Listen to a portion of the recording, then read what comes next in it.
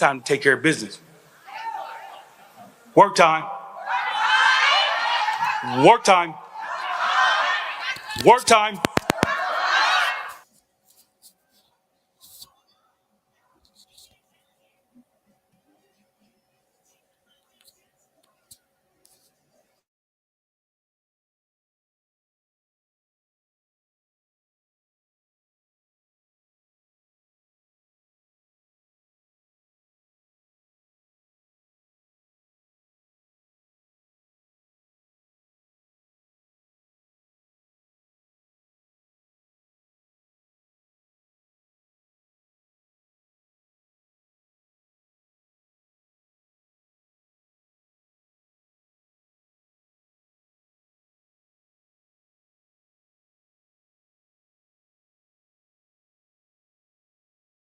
It's time to take care of business.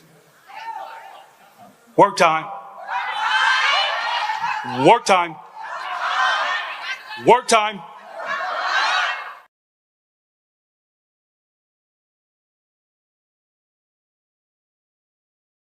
Everybody watching tonight.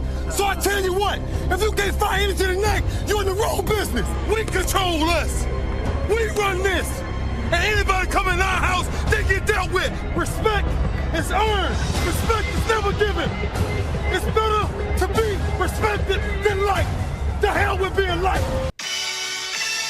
I'll fucking wait. Who wanna debate? Straight, let me cook. Fish frying while season and marinate. Every season, it's no reasoning, just unanimous decision. Smash the noti bell, and thanks to all subscriptions. Mama brutality, stop fouling me, I'm goated. Body shots got them folding. Every word they can quote it. Smoking bud, watching bud, smoke these niggas. Mayweather with the defense, nothing short of genius. High step into the end zone like prime time. Point me to the limelight, mic check, it's my time. The pod god every time I deliver. You're now tuned in to GOAT Thriller. I'm here to stay, all the chatter, y'all can dead it. Let's start the show. Yeah, I said it. Yeah, I said it. Dinging on them. Yeah, I said it.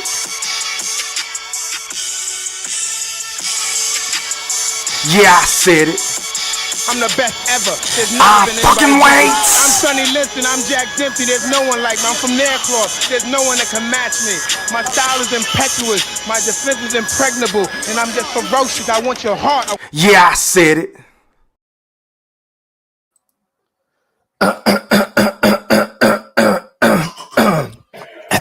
You are now rocking with the greatest, nigga. I'm the best pound for pound, better way these niggas. They bite my style like some crocodiles and gators, nigga. You are now locked in with the greatest, nigga. I treat the boot like a boxing ring in Vegas, nigga. I speak the truth, my philosophy is greater, nigga. Now, before I get into what I'm about to get into, I just want to make sure that each and every last one of y'all hit that like or dislike button. I'm focused, man. And please don't forget to put some mother effing Coach K, Duke, full court pressure on those sub buttons if you're new to both of my channels. And please don't forget to ring them noti bells so you can be notified via email each and every time your boy E-Thriller, a.k.a. Ham Rothstein, a.k.a. GOAT Thriller, a.k.a. the motherfucking Black Picasso, because I paint these pictures so vividly. I meant so vividly with my words on the world of sports whenever I feel like it. And once again, fight fans, ladies and gentlemen in the Wolf Chat, welcome. I said a welcome back. Now, first things first, man.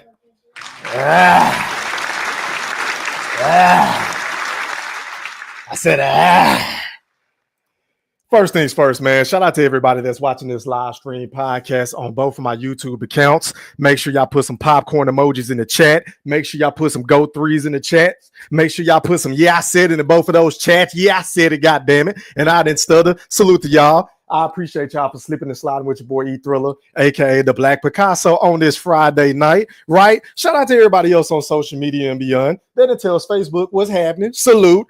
I hope everybody had a great week. Shout out to everybody over there. Shout out to everybody on my favorite social media platform, TikTok. Shout out to all my TikTokers, man. What's happening? Your boy Go Thriller back outside, man. Shout out to everybody else on the gram, and I mean the gram. And last but not least, shout out to all my dogs that get it popping on X, formerly known as Twitter. Faxy Thriller, more facts. I'm focused, hey, man, let's give everybody a big old round of applause, man. I appreciate y'all for slipping and sliding with your boy Go Thriller, man. We got a lot to talk about tonight. I know it's been a minute since I've popped out. I was having technical difficulties with my internet and my laptop. I think StreamYard was going in and out and my videos was lagging. And I'm like, but damn, if I can't do my intro, I ain't gonna feel right. So I had to get that sorted in the situated, pardon me. So my apologies for that. But salute to the Wolf Chat, man. Shout out to the Playback Game. My apologies. Make sure y'all drop some comments as well and hit that like button when you come through the door. Now, salute to everybody in the chat, man. Before I get started, I see some notifications, and this always make your boy E Thriller, aka the Black Picasso, feel right back at home. You feel what I'm saying? Because I've been gone for a little minute. Shout out to my guy, Cash Money. I appreciate you for putting some respect on that membership button. And hey, man, if anybody want to join up to the Wolfpack membership, because believe you me, it goes a long way and it keeps the panels open. You can do like my nigga Moolah just did, right? All you got to do is become a member, go to my channel, and then I believe there's a join membership option. You can sub up for $5 or something like that. And hey, man, it is what it is. Shout out to my boy Cash Money. Also, shout out to my boy Lee Mansour for donating to the channel. Believe you me, it goes a long way. I appreciate it. I appreciate it. I appreciate it.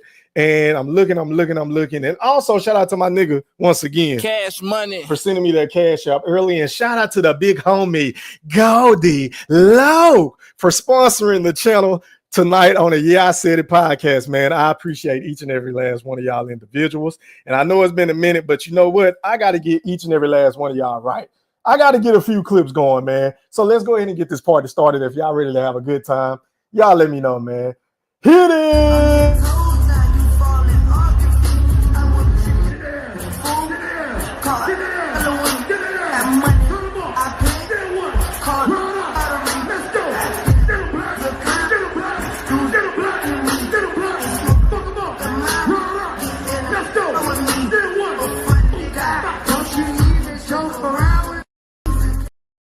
That was for my guy Moolah. Baby, this is for my boy Lee Mansour. Salute.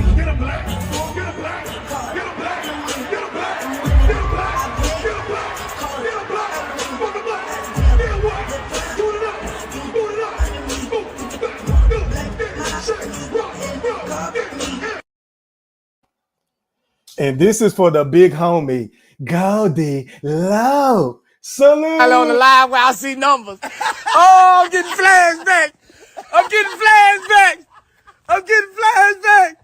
7,000 people. Oh, I ain't seen this since my face. Man, I just got flashbacks. Man, I got 6,000 people. Man, I got flashbacks. Man, I used to have 70,000 people alive, man.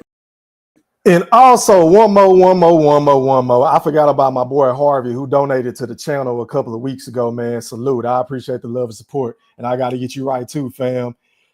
Hit it! Get a black, get a black, get a black, get a black, get a black, get a black, get a black, get a black, fuck a black, get a what? Boot it up, boot it up, boot it back, shake, rock, get. All right, man. I appreciate each and every last one of y'all. And hey, if anybody else want to donate to the channel, because believe you me, it goes a long way. The Cash App is going to be on the screen in just a brief moment. Let me find it. The Cash App is Yeah I Said It E3. Once again, it's Yeah I Said It E3. Or if you want to donate to the channel to where I can put your comment up on the screen for the rest of the Playback Gang in the Wolf Chat, the Super Chat option is available 24/7, 365. Faxy Thriller, more facts. I'm focused, man. Salute to everybody, man. Let's get into the show, man. I don't want to be too long-winded. Give me 1 second, y'all. My apologies. All right, so now I truly understand that there's weight classes for a reason, right? And ladies and gentlemen, styles make fights.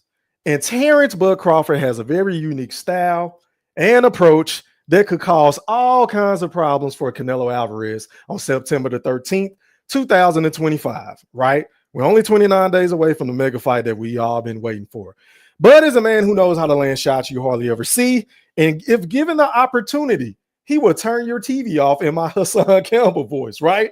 I truly expect for Terence Bud Crawford to dismantle Canelo's high guard defense by using angles, feints, slips, counters, and lateral movement with surgical, and I repeat, surgical precision to frustrate Canelo Alvarez, right?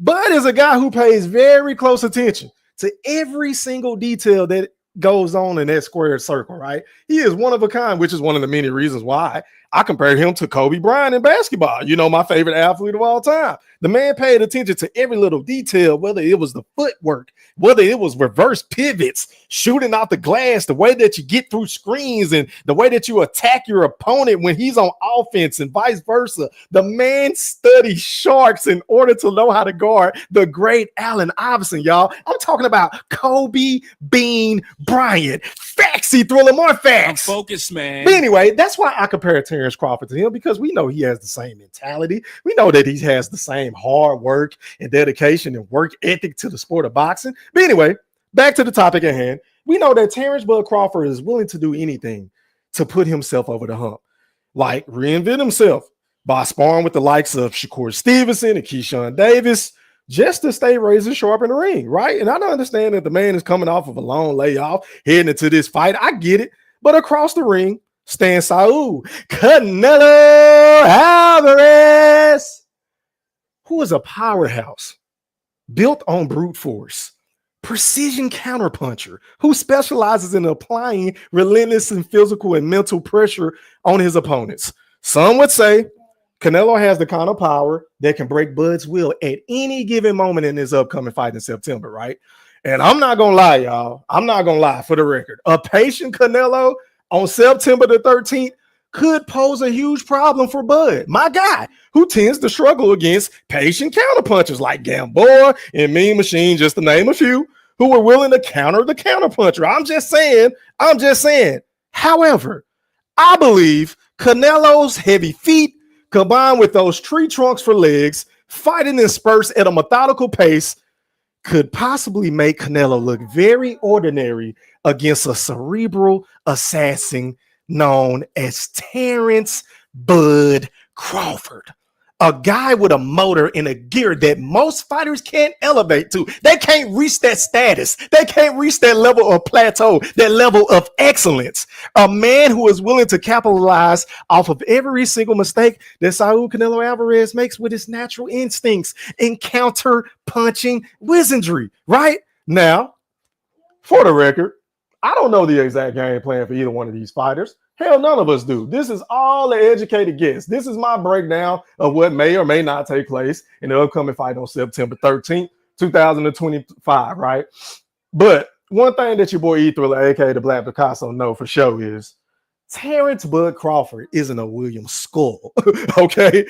Terence Bud Crawford isn't Hamid Munguia. He ain't a Jamel Charlo. He ain't John Ryder. He ain't Edgar Bum fucking Langer. You feel what I'm saying? He isn't Billy Joe Saunders. Guys that don't pack power. Guys that don't have the same level of skill. Say it with me in the chat, y'all. Skill of a Terence Bud Crawford, right? And he for damn sure ain't no Caleb Plant. We are talking about the number one fighter, pound for pound, bar none, to this day in my Deontay Wilder voice, in Terence Bud Crawford. And none of those guys that I just mentioned have the same level of skill, will, conditioning, ring generalship, reflexes, instincts, boxing IQ, trainers. You know, his corner man with Bo Mack and Esau and Red and Burning the Boxer and the strength and conditioning coaches. Don't none of those guys have the same combined assets and attributes of Terence Bud Crawford. But I believe this fight will come down to these critical things. It's going to come down to skill. It's going to come down to will. It's also going to come down to conditioning and ring IQ and generalship. And last but not least, in my personal opinion, this is just my little old personal opinion. It's going to come down to who wants it more. Because, like, at the end of the day, we can say what we want about Bud. Y'all can criticize his resume. Y'all can say the man ain't fought nobody. Y'all can think that when he get in the ring, he gonna play run for it, run for it, run. Say you in the know, you in them boys. Run for it, run for it, run, run for it, run for it, run. Facts, he throw them more facts. Focus, man. Y'all can think what y'all want to think about Terence Bud Crawford. But at the end of the day, when it's all said and done, Terence Bud Crawford is coming to fight, y'all. And I just don't see that man with that mental makeup, with that competitive nature. I've been watching all the videos that he's been uploading on his YouTube channel. The man looked like he is in phenomenal, and I repeat, phenomenal shape, y'all. Tip-top shape. You know, he don't look too heavy. You know, it looked like he's distributing the weight evenly, you know, through his arms and his abdominal muscles and his thighs and his calves. And you feel what I'm saying? Bud looks very good. He's running up the mountains and, you know, he's punching hard with precision. He's getting in and out. He's in and out. He's darting in and out. He's giving angles. He's fighting southpaw. He's fighting orthodox. Hell, we don't know what Terence Bud Crawford is going to do come fight night. We don't know. Just like we really don't know what Canelo is going to do. But one can only assume that Canelo is going to try to impose his physical will on Terence Bud Crawford because many perceive for him to be the naturally bigger guy. You know, many perceive for him to be the stronger guy. I don't see things that way, but a lot of people on the opposite end of the spectrum feel like Canelo Alvarez should be able to get in this ring and dog walk Terence Bud Crawford. Because all I keep hearing in these YouTube streets, social media and beyond, that there's weight classes for a reason, right? So a lot of people just think this is going to be, you know, a steam blowing fight. Canelo is going to be on cruise control. He's going to catch Bud with something that he don't see and knock him the fuck out. That's what a lot of people feel. But I honestly and wholeheartedly, I don't see it that way, y'all. Because once again, we already know, and it's been proven 41 times, and it's going to be proven 42 times come September, in my personal opinion. Again, this is not fact. This is just an educated guess. But we know this for sure, that Terence Bud Crawford is a guy that always rises to the occasion. And we saw what happened on July 29th. 2023. Yeah, I said it. I know it makes you Eurosexual sick, and I know y'all gonna be bitching and moaning on your channels, crying, saying, "Oh, all they do is talk about the fight. That fight happened 2 years ago." Shut up! Shut the fuck up. I'm focused, man. But anyway, I'm gonna bring it up again. We saw what happened when everybody doubted Terence Bud Crawford. When everybody was saying that the man ain't fought nobody. When everybody was saying Errol Spence and things like that. Man, make sure y'all bring y'all seasoning because I'm going to boil his ass. That nigga ain't fought nobody. Tell me who is Terence Crawford fought and things like that. Grave digger, I'm going to put his dick in the dirt. We already know what Errol Spence was saying, right? And along with these Eurosexuals, he gave these niggas the Bible, the gospel, the game plan to run with all these bogus ass, erroneous ass talking points. And they ran with it to no end. So we are used to this bullshit. And so is Terence Bud Crawford. And y'all know what I say. I don't get mad at it. I've grown numb to it. You feel what I'm saying? I don't let it upset me because I know deep down in my heart of hearts, Terence Bud Crawford is listening. Terence Crawford is one of those very few athletes in this world that pays attention to everything. Oh, yes, the boogeyman is back outside, and he's reading all the fictitious articles. He's reading all the propaganda that's being spewed on YouTube. He's reading everything in his comment section just to add extra fuel to the fire. Facts, he throw them more facts. Focus, man. Haven't you niggas watched some of his interviews? He's openly admitted this shit time after time after time again. Just like Bud said, I am very sensitive as a fighter. You know, fighters are sensitive. So Bud is one of them dudes that has it on his bulletin board. This is bulletin board material. When Canelo is running around here in these face-to-face interactions or these one-on-one sit-downs, saying that, oh, you're just like everybody else. You're no different, buddy. This is easy money. You bring nothing to the table. I can do what I want. Shut up. Shut the fuck up. Because focused, look, man. Bud is taking all this shit into account. And I told y'all, and I said it before, and goddamn it, I'll say it again. And if you're new to the channel, and if you like what I'm saying or dislike what I'm saying, you have free will to hit the like button, the dislike button. You can leave, you can come on when I drop the link, argue, agree, disagree. I really don't give a fuck because on the Yeah, I Said It podcast, everyone is entitled to their own personal opinion. Even if it's a shitty one, even if we don't agree. Oh yeah, we gonna debate about it. We definitely gonna debate about it, right? But anyway, This shit is just making it worse for Canelo. If Canelo keeps saying all this dumb stuff, and I'm just really looking forward to fight week, because really, I already know Bud, he's a chill, he's a cool, he's a calm, he's laid back guy, you know, leading up to the pressers and the initial fight announcement.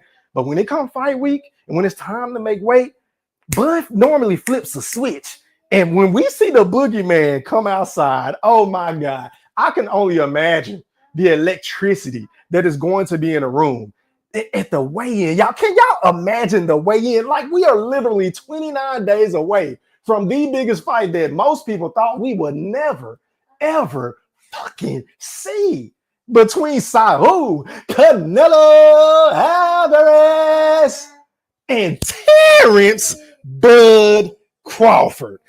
Facts, see through more facts. And the closer and closer that we get to this fight, I see a lot of people straddling the fence. Oh, yeah, your boy E-Thriller, I've been paying attention. Even though I ain't been outside, I am always around in some sort of fashion. I've been paying attention to some of you bitch-ass niggas trying to straddle the fence, acting like you want to pick Bud, but you're picking Canelo because it's a safe bet. You don't want to poke your chest out all the way. And then you want to allude to the man being on snack. And then you to double back right now and say, oh, well, he should get full credit if he beat Canelo. Shut up.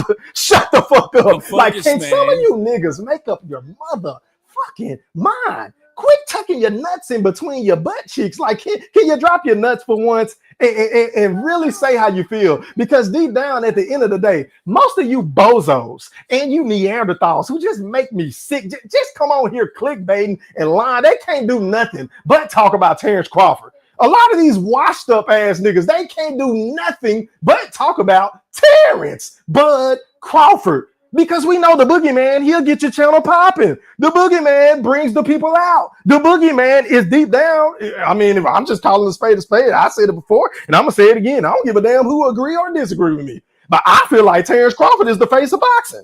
Facts, E-Thriller, more facts. I'm focused, man. You can't go to a motherfucking channel on planet Earth, on YouTube, social media, and beyond, and hear people talking about the sport of boxing and don't bring up Terence Crawford.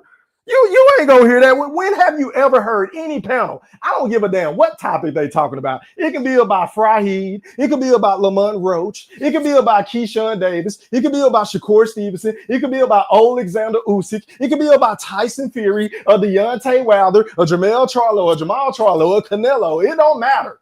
Israel Madrigal. It really doesn't matter. Virgil Boots with his ducking ass. Yeah, I said it. At the end of the day, when it's all said and done, somehow, some way, somebody on the panel, whether it's the host or a guest, is going to bring up Terence Bud Crawford. They criticize his every fucking move. They belittle the man to no end. They talk shit about his resume. They talk shit about the man's family. They talk shit about his personal life. They put out clickbait. They say that the man is on drugs. They say that the man is associated with Victor Conte and Snack, allegedly. So he has to be juicing. This is what they saying, right? But these are the same motherfucking Neanderthals that'll come on their channels and say that the guy is too little and there's weight classes for a reason. Make it make sense. Facts, E-Thriller, more facts. Your boy. I'm just saying, I mean, do y'all niggas really want to have it both ways?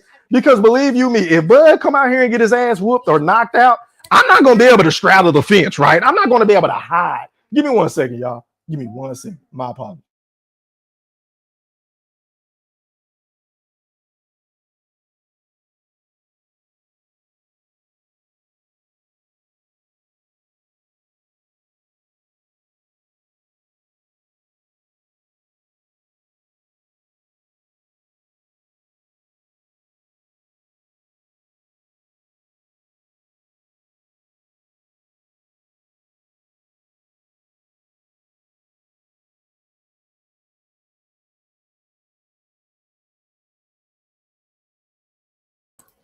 apologies. My apologies. I got my son in here. I'm trying to cook, man, and which is one of the main reasons why I don't go live like I used to, because I be watching him and he kind of a handful. But anyway, where was I? Before I get back to cooking, man, shout out to my boy D Lucky for sponsoring the channel, the Yeah I Said It podcast channel, rather, for donating to the channel via super chat. He said Bud is going to overkill in this fight. Bud by TKO. Damn, is that how you feel? In my Jeezy voice. My nigga D Lucky say Bud is going to overkill in this fight. Bud by TKO. Hey, man, I ain't mad at your personal opinion, bro. because I feel like Bud is about to put on a show. I feel like the boogeyman is on a mission, y'all. As a matter of fact, one of my pictures, when the boogeyman pop out, oh, it's gonna be a spectacle. Oh, it's gonna be a show. But I got to get you right, fam. Hit it. Fuck him up. Get him black. Get him black. Get him black. Get him black. Fuck him up. I played. Get him right. Tighten up. Get right. Get him black. Tighten up. Fuck him up. Get him right. Tighten up. Fuck him up. Get him. Say. Hold up. Let's go. Yeah, shout out to my boy D Lucky, man. If anybody else want to donate to the channel, the super chat is available 24/7, and the cash app is I said it E3. Once again, it's I said it E3. But anyway, back to what I was saying.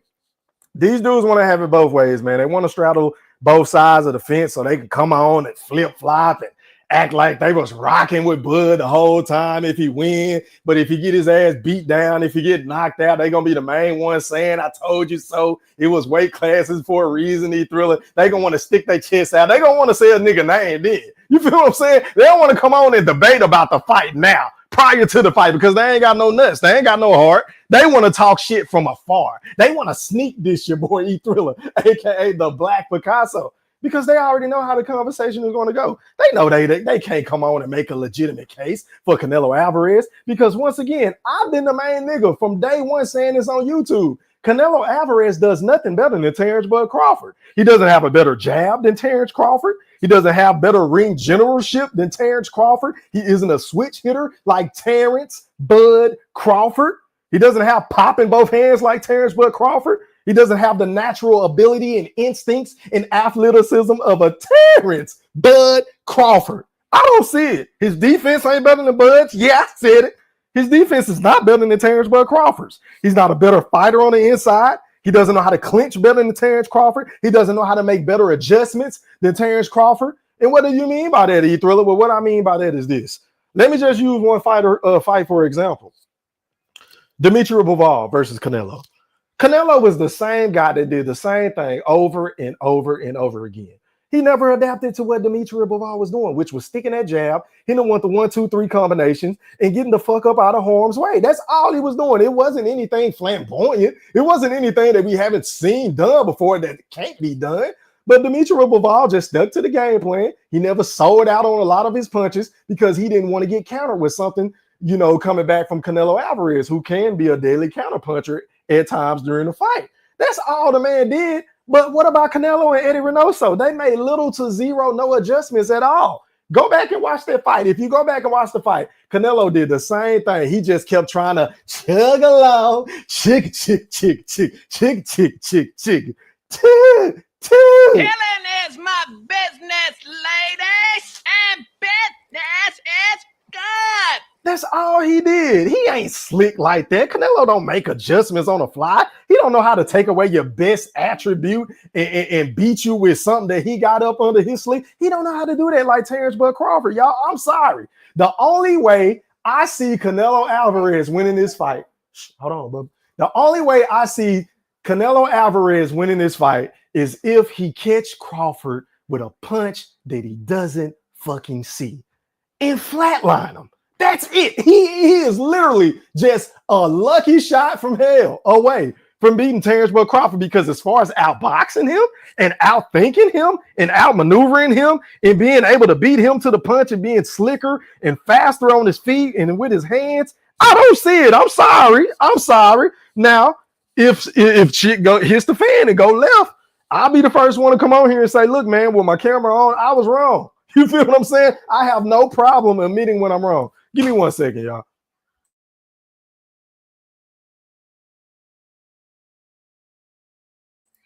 My apologies. But anyway, I don't see it, y'all. Maybe y'all see something. Maybe there's a Canelo fan that, you know, is willing to come on here, because I haven't had one yet since I've been going live. I haven't had one Canelo nigga come up here and tell me how he's going to win this fight. Aside from saying there's weight classes for a reason and there's power and that's it. They don't know how to really break down the fight. They don't know how to break down the attributes of each fighter. So I'm looking forward to dropping this link here in just a short second, because I want some smoke. I want somebody to come on here. It ain't really got to be a debate. I just want y'all to tell me why Canelo is going to win this fight. And don't just give me, oh, it's weight classes for a reason.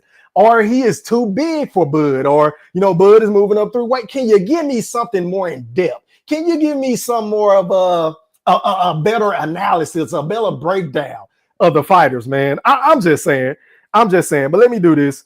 Let me go ahead and read some of these comments before I drop the link, because it's been a minute since I've been on and I want to interact with y'all, because once again, I am a man of the people, man. Make sure y'all hit that like button if you haven't done so. Shout out to the lurkers, shout out to the biters, shout out to the content creators who hate my guts, but they look forward to me going live every time. I mean, goddamn, you niggas love me. You might as well go ahead and hit the like button while you're over here. I mean, you're probably gonna steal something I done said, or try to twist something up I done said, steal some of my catchphrases. It is what it is at this point, man. But I'm missing 16 likes. Can y'all please run the likes up? I don't ask for much, especially on my regular videos. I never ask y'all to hit the like button. But in order to get the algorithms up and for YouTube to notify y'all when I go live, my loyal subscribers and the people that don't rock with me, y'all got to hit that goddamn like button. Facts, E-Thriller, more facts. Focus, man. Anyway, back to the comments I go. Starting from the top. Man, y'all showing up and showing out for your boy E-Thriller, man. Hold on. Man, my computer been tripping. Hold on. I usually be on Google Chrome, but it was lagging, right? So I had to do Firefox. So this shit is kind of lagging a little bit still, but hold on. We're going to get through it. All right, man.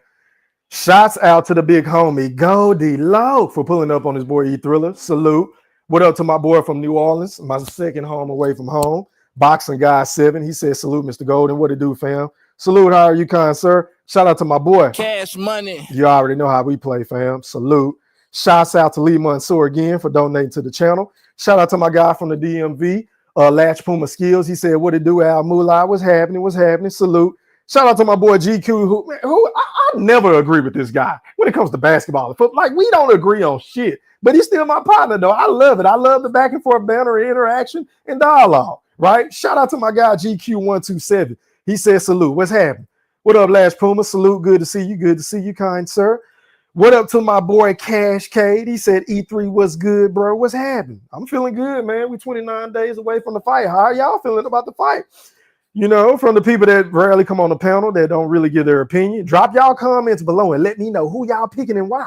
Y'all let me know. Do y'all have Bud winning this fight, or do y'all have Canelo winning this fight? Break it down for me in the chat if you ain't gonna click on the link. But anyway, what up to Cash Cade? Okay, y'all just going back and forth. Shout out to my guy, UNICY. What's happening? He said, salute, E3. What's happening? How are you, kind sir? Shout out to my doc. ASAP.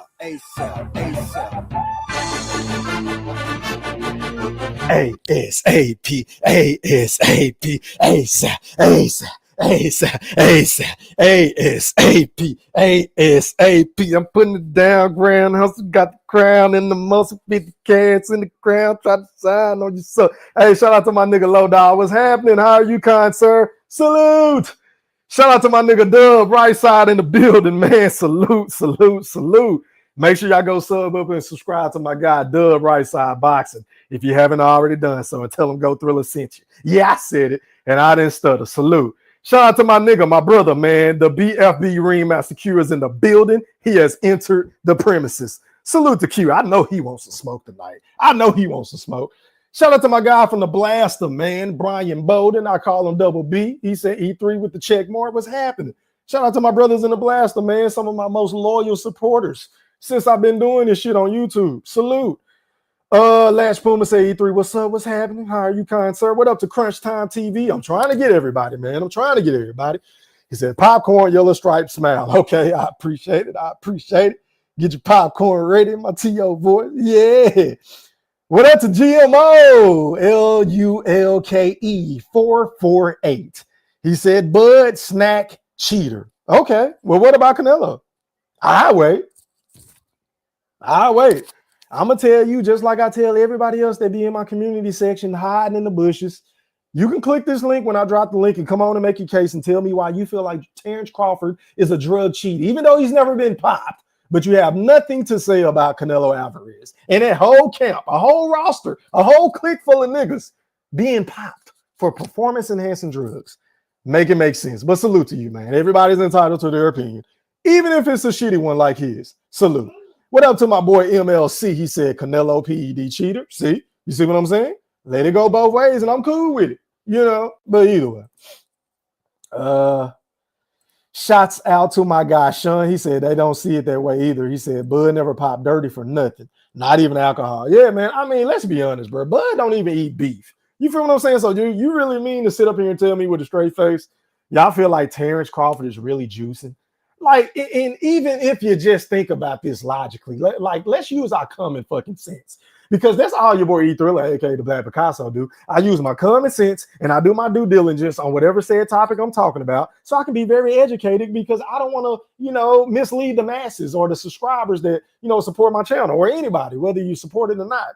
But one thing I don't do on my channel is clickbait and lie and spread false propaganda if it's not legitimate. Like, I talk about legitimate shit. But anyway, Bud has never popped dirty for anything, so I just don't see. Where is this shit coming from? And on top of that, he was already knocking niggas out before he even got with Snack. If you go back and look at the man's resume, he was already sending motherfuckers to sleep experts. Say it with me, y'all. Sleep experts. Facts. He threw them more facts. So I just don't understand why y'all acting brand new like this is something like Bud been knocking niggas out. Give me 1 second, y'all. What's up, man? You full? Okay, give me 1 second, y'all.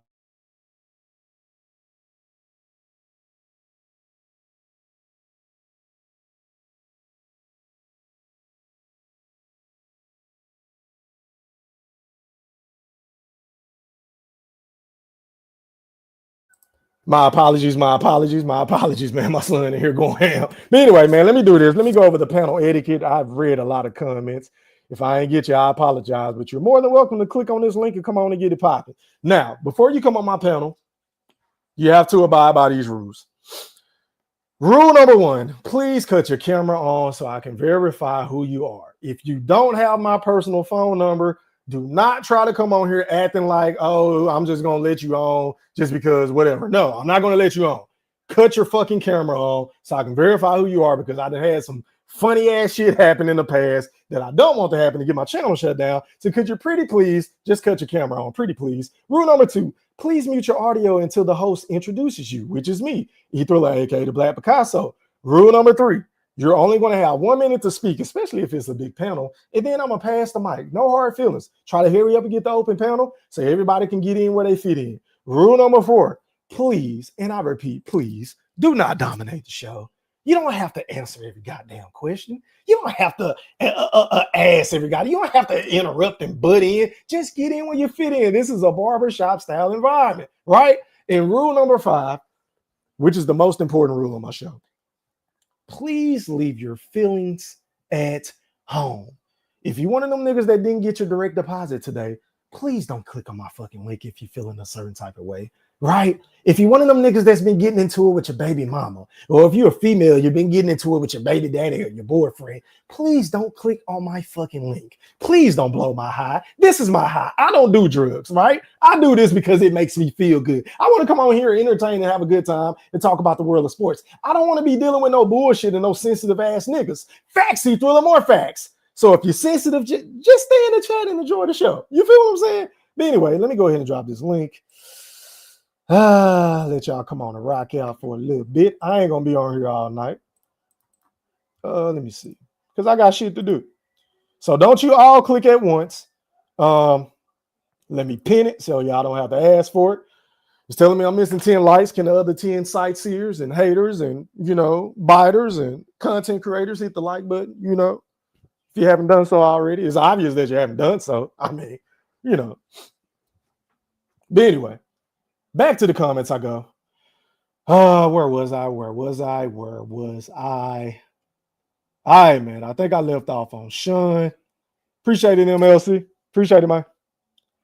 All right, man. So let me remove this. Give me 1 second, MLC. All right, man. So going out. Good. You're live on the chat with the pack. Pop yo shit. Oh, man. I wonder. You can hear me, right?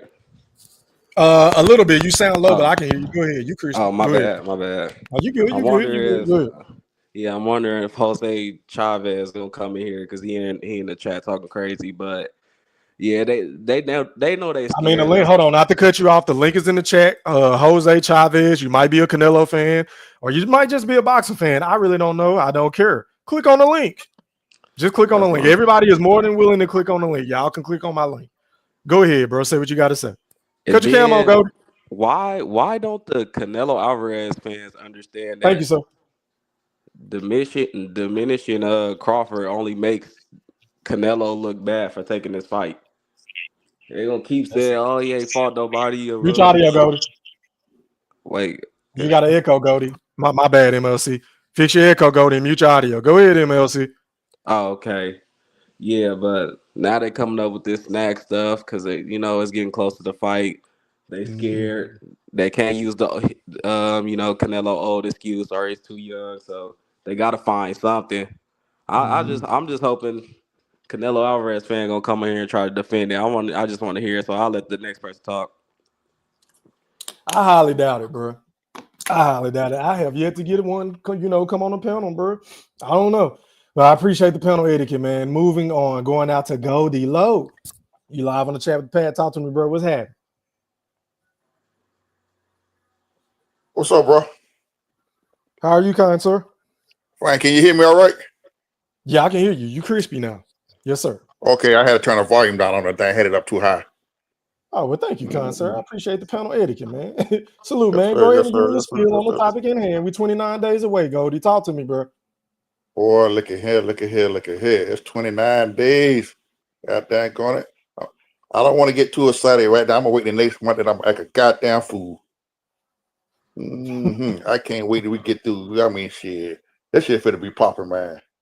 You know, for Bud to be the small man, so they say, there's a whole lot of motherfuckers they show scared of him, man. They're finding every excuse to tear Bud down. Now he a weight bully. How he a weight bully? He's a little man. Make that make sense. Is that what they saying now? Now the little guy, the natural 135 pounder, is a weight bully now. Is that what they saying now, Goldie? Yeah, he a weight bully, man. He a weight bully.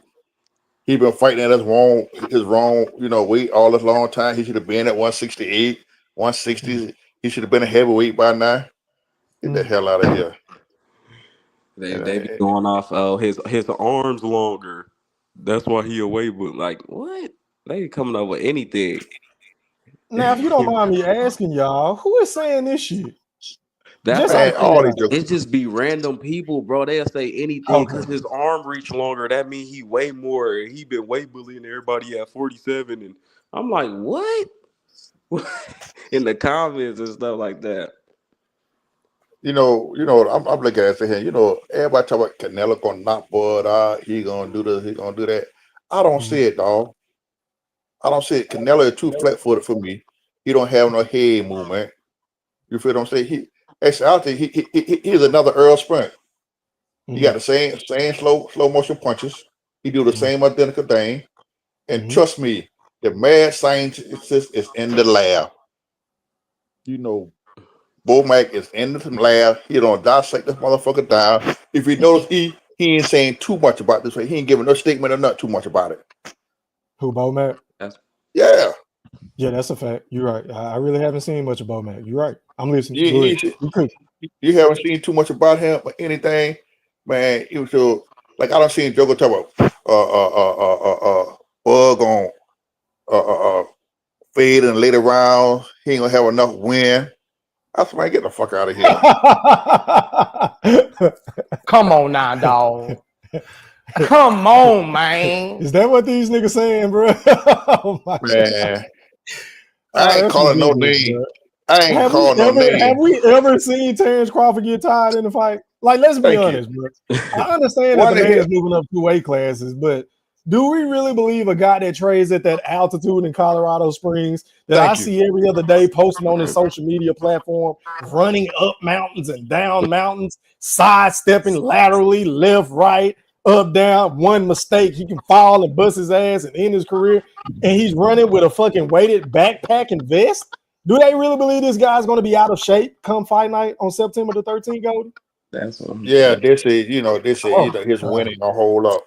Then I seen one motherfucker flip flop on that motherfucker said, "Bud ain't gonna make it past 4." Man, I seen a video of this Tank fan. He made a whole video like making reasons why Terence Crawford and Devin Haney are on steroids and why Ryan Garcia and Canelo are not. Like he was defending and he was like, "Oh, I'm so glad Ryan Garcia beat the brakes off of Devin Haney." I'm like, "Oh, this is so sad." It was a black dude too. It sounded like an older black dude. He was just But going what's so on and crazy about on. you mentioning Abdul Fahid, I made a video about it the other day, and I'm waiting on somebody to fact check me because I haven't gotten a response yet. But can somebody please let me know, when has Gervonta Tank Davis ever enrolled in VITA? Never. I'll wait. Now he's Never. probably been tested by the Nevada State Commission and the regular commissions or whatever, but he's never enrolled in VITA. Why? Now I'm not saying that the man is on anything, but I mean the man does pack a hell of a punch, right? And speed in that small frame. And we've seen him move up weight classes and whack motherfuckers. He knocked out Mario Barrios, stopped him. I remember that shit. I mean, why ain't nobody looking at Tank like, hey, bro, I understand what Bud and Devin Haney and all these other dudes got going on, but what about Gervonta Tank Davis? Because he was one of the main people that said that about Bud, but my nigga, you ain't never enrolled in shit. So what about you? Yeah, that is crazy. What the? And he trying to make it. Accused just talking about this Nick. Man, shut up. You remember that? Yeah. Not only that, he's scared to fight. He got roach problems right now. He ain't coming back out doing nothing. I was on another live and this dude told me that Bud fans can't be really talking because have y'all ever seen, like, he was saying like Bud fans was accusing Earl of being on steroids because of his nipples. I was like, where? I never seen nothing like that. Back in the day, that was a thing. I remember because I am from Dallas and I can vividly remember a lot of people accusing Earl Spence of being on performance enhancing drugs because of the nipples or whatever. I never bought into it, but yeah, I have heard it in the past though, for sure. But it wasn't just coming from Terence Crawford fans. It was just coming from boxing fans in general. Okay. Yeah, I was like, man. Yeah, that was a real thing. A lot of people were saying that about Earl Spence. Yeah, one of them jokers in the chat not just said waiting you to drop the link. With the link is dropped, I don't see you on the panel yet, my man. Who you talking about? I can't think of that joker name. I don't see his name right now, but I told him, come on, no. Yeah, the link is pinned in the chat, man. The link is always going to be pinned in the chat unless I got something to do or I can't be on for a long time. That's the only way I'm not going to drop the link. But 9 times out of 10, on the Yeah I Said It podcast, the link is always in the chat. After I get done with my opening monologue. Always. But go ahead. And Jose, you come on, you talk all that shit in the chat. There go the link. Hit the link. Hit the link. Like that talk all that bro. Like, listen, it's easy to sound like Bert Sugar and Max Kellerman in the comment section. It's real easy to do that, but it's different when you got a motherfucker that's challenging the bullshit that you saying on a panel in front of everybody. Yeah. Shit get a little different, bro. Niggas get tense, they get tight, they palms get sweaty, and their ass get tight. You feel what I'm saying? A lot of people can't stand up to that fire, and they already know. My reputation precedes me. If you come on saying anything stupid, I am going to check you immediately. I'm not going to let it fly. Niggas he ain't clicking. Yeah, I'm talking about the GMO. You say send link. The link is in the chat. That's what it was, GMO. Where you at? You don't got quiet now. Yeah, it ain't that hard to click on a link, bro. If you want to come on, I don't beg niggas to click my link. First of all, I don't beg niggas to click the link. You grown. Yeah, no, we gonna beg no motherfucking body. God damn it. Because we will run the show without your ass. You don't want to come in here and get cooked fucking with us about Bud. Yeah, I'm a Bud buddy. God damn it. And I've been saying it for the longest. If Bud stop that nigga, he gonna stop into the body. He said, I tell you one thing, 2 things. Show he can't let Bud sting his ass one time like old boy did. My man had his ass reeling all over the place. I bet your Bud will finish. You talking about Kodo? Yep. We gave him the noodle legs, the wobbly legs. Yep. Let him get stung by couple like that. Yeah, man. I think Bud is going to attack the body early. I think Bud is going to jump out on him early too. Like if I was in Terence Crawford's corner, if I was Bo McNam, I would tell Bud to start at a faster pace because we know Canelo is a super slow starter as well. But Canelo is a guy that likes to fight in spurts. So I feel like a guy that throws combinations like Crawford, he ain't really just got to sit down on his punches, but just throw him to where he can score. He just want to constantly score, constantly keep Canelo behind the A-wall. And heading into round maybe 5, 6, or 7, he can be up 4-3, 5-2, maybe even 6-1, and he can just pretty much cruise control for the rest of the fight if he want to. I think you need to jump on him early, Goldie. I think you need to hit him with them combinations early, man. Get Canelo frustrated with the footwork, touch him up to the body, in and out, keep turning him. When he get in close, clinch him, make him reset. And shit, let the referee come break it up. Same shit over and over again. I see your smoke session. Appreciate you, Mike. Do you think he should come out orthodox? You know what, bro? Honestly, that is the biggest question mark I have about this fight. Yeah. As a Terence Crawford supporter, I don't know if he needs to fight Canelo southpaw or orthodox or hell, do both like he normally do. I honestly don't know. I think that's the biggest. I don't know. I think that's the biggest. My biggest thing as far as this fight, bro. I really don't know what he's going to do. Yeah, that's what which is what makes the fight intriguing because we don't know what Crawford is going to show up. I don't know. What you think before I pass the mic? I'm gonna say he should come out southpaw, just to because I think I'm gonna say southpaw just to out jab because he got like even though Canelo don't have a good jab, you still think he should come out southpaw? Yep. Okay. Yeah. Canelo has a problem with southpaws. So let me do this, man. Give me 1 second, y'all. Let me pass the mic to Smoke Session. You're live on the chat with the pad. Talk to me, man. What's happening? Oh, man, what's going on with you and the panel, man? It just sounds good to talk regular boxing without having an agenda or issue. Oh, yeah, already, man. I appreciate you for pulling up, my guy. This is your first time on my panel, man. Salute. Go ahead and rock out, man. Say what you got to say. Ain't much, man. I was just listening, and Canelo has a problem with southpaws. Okay.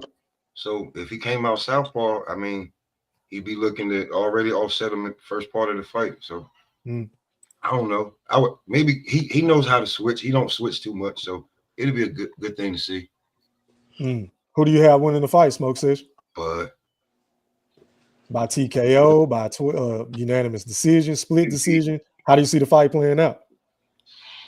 The same way Bivol beat him. Oh, the same way. That's what I was thinking about. Like, I was thinking, should he try to come out like orthodox and kind of do a Bivol type style? But then I was like, maybe it'll be different. You can't probably. Hey, let me do this before I pick y'all brain, man. Shout out to my boy, It's My Opinion, for donating to the channel. He said, what's good to eat Thriller in the wood pack? 29 days till 3 times undisputed. Yeah, man. I can't wait, bro. I can't wait. Salute. Hey, man, let me ask y'all a question. I'm going to go one by one. I'm going to start with you, Goldie. Are you there? I'm here. Go ahead. Okay. So what is the biggest thing Crawford needs to be worried about when it comes to Canelo? Is it the left hook? Is it maybe the overhand right that he slipped Amir Khan with? Is it the body attack? Is it the uppercut? Like, what does he need to worry about the most against Saul Canelo Alvarez come September?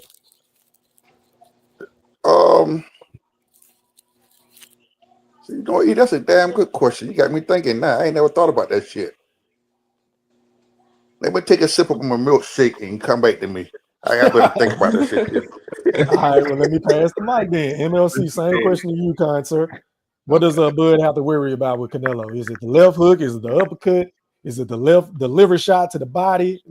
What do you got to worry about, bro? I'm gonna say I think the right hand and body shots.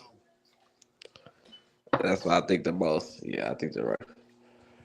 Because I don't think he got to worry about Madrimov. Yeah, kind of so. Okay. But that's what I know it's gonna be like different because Canelo don't really fight like that. So that's why Bud might have a better time just jabbing, trying to keep Canelo off of him.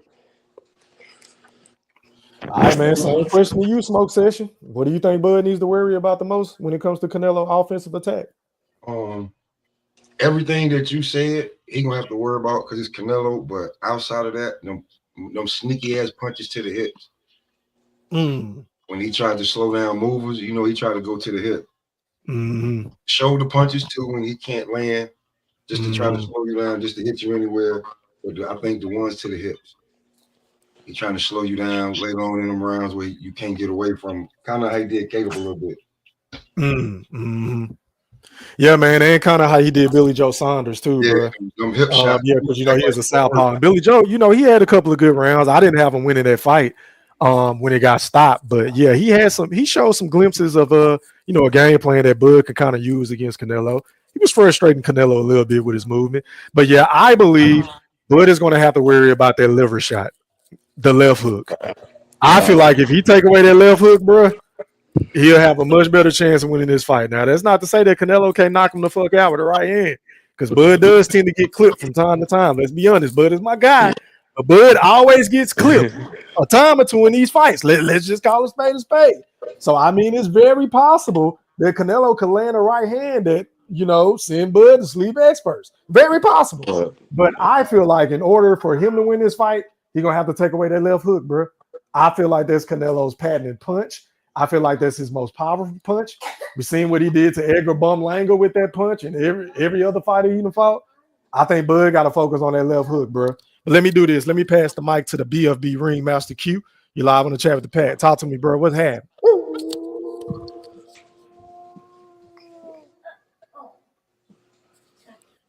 Q. Oh, that nigga go to hit on Jack back off. But E. Yeah, I think I'm listening. Give me 1 second, Goldie. Give me 1 second. Blue hustle in the background. Cut your cam on, Blue.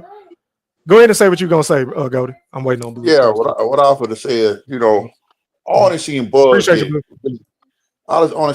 get hurt to the body one time. Somebody hit him to the body, caught him with a good body shot. That was Jose Benavidez. Yep. Facts. Yeah, that's the only time I seen somebody really made Bud take a step back with a body shot. Other than that, you know. But to answer your question, the judges. I agree with that too. Now the judges. That's what I mean. I just got to keep it real. I just got to keep it real.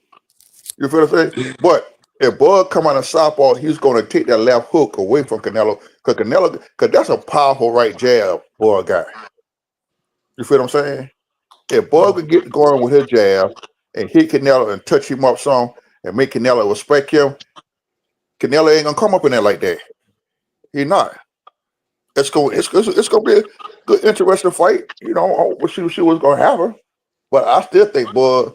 I mean, I just want to see how Bud react. If Canelo catch it with a clean shot and it don't phase this motherfucker, I'm turning my TV off. You're on your Kendrick Lamar shit, huh? Turn this TV off. I said you're gonna be on your K-Dot shit. You're gonna turn your TV off, huh? Listen, if that nigga hit Bud with something and it don't hurt Bud, I'm turning the TV off. Because you know what's going to happen. I've been saying that, bro. Bud take that man best shot and stick his tongue out, the fight over with.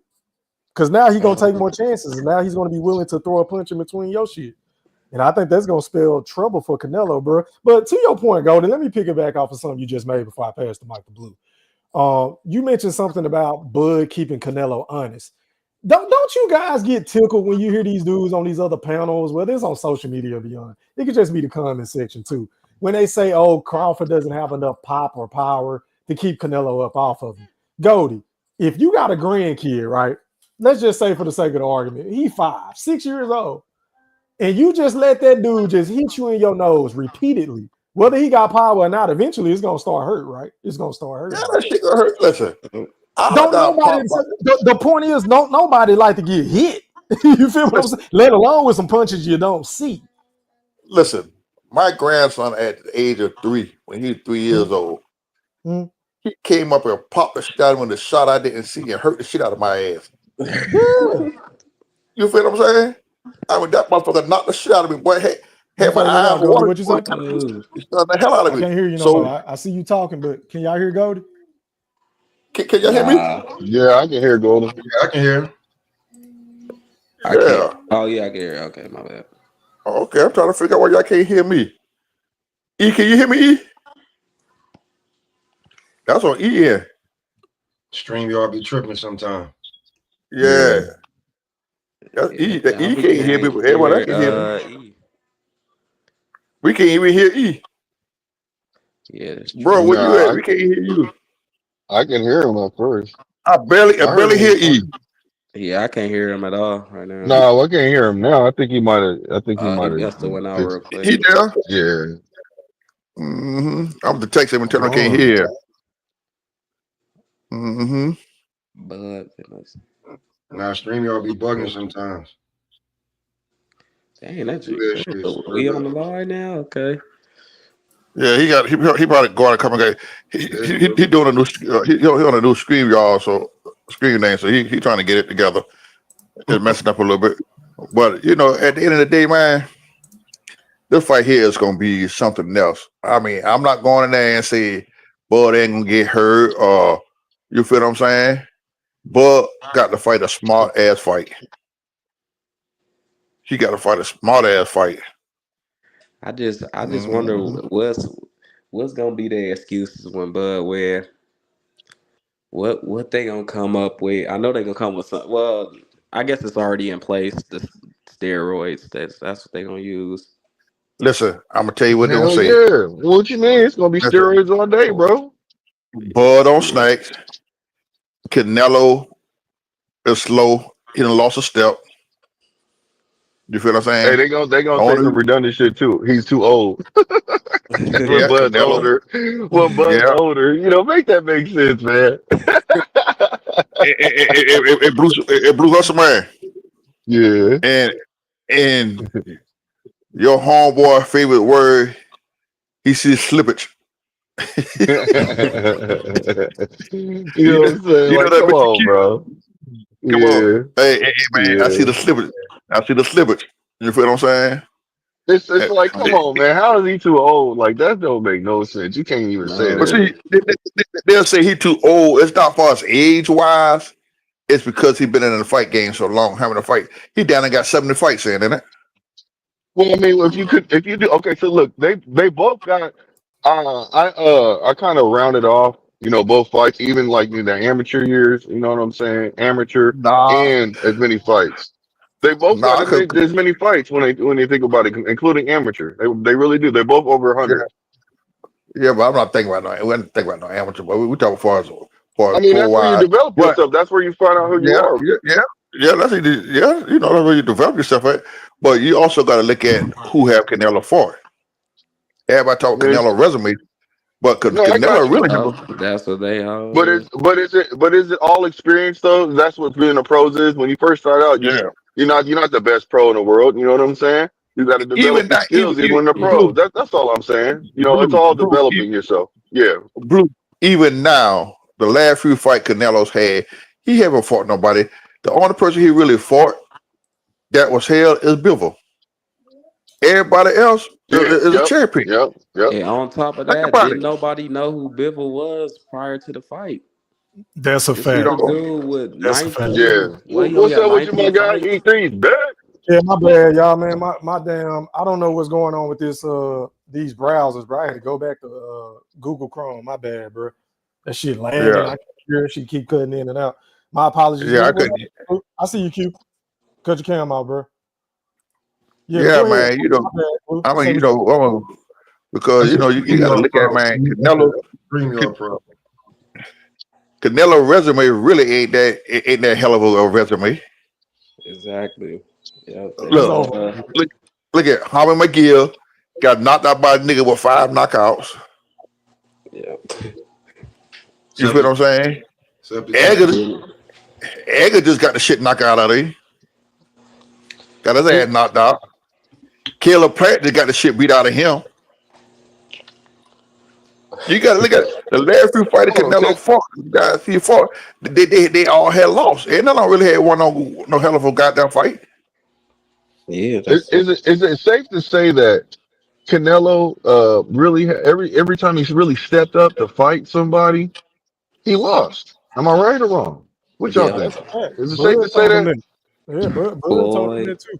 That's a fact. You know what I mean? You know, because think about it. When he fought I Mayweather, he appreciate lost. When he I fought Bivol, appreciate that you. was, you know what I'm saying? You didn't know who he was, but he lost. You know what I'm saying? That was a Triple cherry pick G. that went wrong. Actuality, he lost to Triple G. They robbed him. Yeah, Lord beat yeah, him. They yeah. robbed him. And I'm gonna say this in here. Y'all nigga right, some motherfucker gonna say I'm crazy. I really think he lost that fight to Skull. Yeah, no, Hey, you're look. not crazy. So, No, you're not yeah, crazy, bro. 'Cause that's if you yeah. really go Yeah, back and he watch that really fight, didn't do nothing. hey, Yup. can y'all hear me, bro? Can y'all hear me? I just Yeah, want to Yeah, make we sure can y'all hear hear you, me. but we can hear yeah, you. I can Yep, hear we can you. hear I'm you. not stuttering and going in and out. Nah, Nope, you nah. good, my guy. Okay, You I don't want to crispy. fuck up the show. I appreciate y'all. Yeah, man. If you really go back and watch that Skull versus Canelo fight, bro, with the volume off, Skull really outboxed him and won. Canelo didn't land anything significant up top. It was Like all he body shots. didn't. And then if you look at that fight, when Skull did sit down in front of he set down his punches, he peppered the shit out of Canelo ass and move. Mhm. He hit and move. Yeah, Move. he had Canelo mad, frustrated too. You know what I Yeah. mean? Throwing his hands up, throwing his hands out. You know, boy, you running? Motherfucker, I'm boxing. I'm doing lateral movement. You know what I'm saying? Catch me if you can. Pop, Hey, pop, But let me see, check I'm this out. gone. Hey, not to cut y'all off. Let me check and make sure Q ready, man. Q, you ready, bro? Can you hear me? Yes, yeah, sir. I we can hear hear you a you. little bit. Can you hear Yeah, us? we can hear. Yeah, we can hear you whispering. Yeah. Q, can you hear us? Yeah, I can hear y'all. Okay, there you Okay. go. You sound much better, bro. Go ahead and pop your shit, bro. The floor is yours, and then I'm gonna open the panel back up. Man, I know less than 29 days, man. Y'all are excited for the Juice Bowl, right? No. Here you go. Here you go. September the 13th, history will be made, right? Because no matter who wins, you know what I'm saying, a cheater gonna win regardless. It doesn't matter, right? History gonna be made Come regardless, on now, right? dog. Huh. Come on, man. But That nigga. you know what, man? I keep hearing this Terence Bud Crawford gonna KO, he gonna stop Canelo, things of that nature, right? I can see Mo Williams Skull, Charlo did anything, but you know, I hear so much, man. You know, I got about 2 bets. I got 3 bets right now on the fight. I say to myself, you know what? Well, let me be a sucker then, right? For all those that say that Bud Crawford gonna stop, get TKO, all that, y'all think he gonna get a mercy stoppage. Y'all begging for that shit. But I tell you what, man, I got $100 a couple of times, man. Bud Crawford won't even get a knockdown, let alone a knockout, man. I say he won't get a knockdown. And if you say so, can we bet that on the 13th? Let's just shut this shit all the way down. Let's just shut this shit all the way down right now. I got a bet for you. I say Bud Crawford I got a won't bet get for a you. knockdown, let alone a knockout. I got a bet for you. I'm gonna bet you that boy beat his ass. You gonna be missing. Nah. They're gonna be gone. Bald like I will take my medicine. I'm not gonna do. We ain't gonna see this nigga no more. Hey, At least for look, a good man. 3 months. But When he now gonna hold pull on. another Let's not fret. mission in action. Who wants that bet, man? No, And say no, Bud they gonna Crawford say. gonna knock No, him they gonna out. say. I say Bud Crawford won't even get a knockdown. I got $100. Say he won't even get a knockdown. I'm telling you exactly what Q gonna say. Man, the football season, man. I ain't had time to come on. The Texans have been playing. The arch name era. Hey, I said I but know Now that he gonna say he had to put in some Texas overtime ranked at number work. 1. I know I that had for to put listen, in sure. some overtime at Q, work. hey Q, I want you to do me a favor. And what's that? When Bud beat his ass, I want you to come on and say, y'all, I don't hear no shit about no snag, no nothing. Just come in and say I was wrong. Just keep it real. You know, I let you get away with the other shit that you supposed to have did when Bud be Earl ass, but I ain't let you get away with the shit here. I want you to say Bud Crawford is one of the greatest. He beat Mr. Canelo. Golden, was he supposed to say like eat some strawberries or something like that?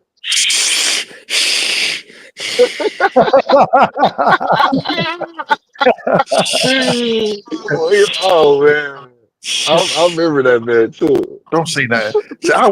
See, I just say I let you get away with the other one. He supposed to come on and say it's wrong. See, he didn't say all that. Yeah. Hey, Blue, how you remember Eat that some- shit, bro? How you remember that? I was there, nigga. I was there. What you mean? I was there, Nah, nigga. He's nigga, supposed to eat some chicken. you weren't coming on the panel back then. You might have been in Yeah, the chat. what? You No, were? I Nah, said, nigga, you were. yeah. Nah, I'm you telling weren't you, I coming on was the on that panel. because he said he's supposed to. Because look, yeah, look. He was supposed to eat chocolate covered motherfucking strawberries. God damn, that nigga remember like a motherfucker. God That nigga. Yes, he was. Matter of fact, hey Q. Matter of fact, I went through my phone the other day, and my phone, and guess what I found in there, Q? what you find? That picture you sent me about the motherfucking crawfish, you son of a bitch, you. Oh man, hey Oh man, I shit. sure thought it was gonna be a crawfish festival that night, man. That nigga, Bang his that face nigga, ass. We're gonna ball his Hey, ass. that nigga threw all crawfish away. He that threw nigga all sent the me, crawfish away. that nigga sent me a whole plate of crawfish. Boy, the Girl niggas had about them our niggas bad gassed was up, don't I was supposed to come on. I was supposed to come on live with a camera on and eat some crawfish. Something I don't even eat. Yeah, Earl had them niggas gassed up. We couldn't tell these Earl sexual shit, boy. Them Nothing. niggas was on one. But listen, man. But it's Hey, go. I It's had all the baby oil and everything. Can't do that no more. No. but you know, Mm-mm-mm. I'm looking at. I mean, Hey, Goldie, go ahead and make your point so I can go to the general. Make your point real quick. go ahead, go ahead, Okay. go, General Boy Buddy. All right, man. Going out to my brother in real life, the General Big Fish has entered your premises.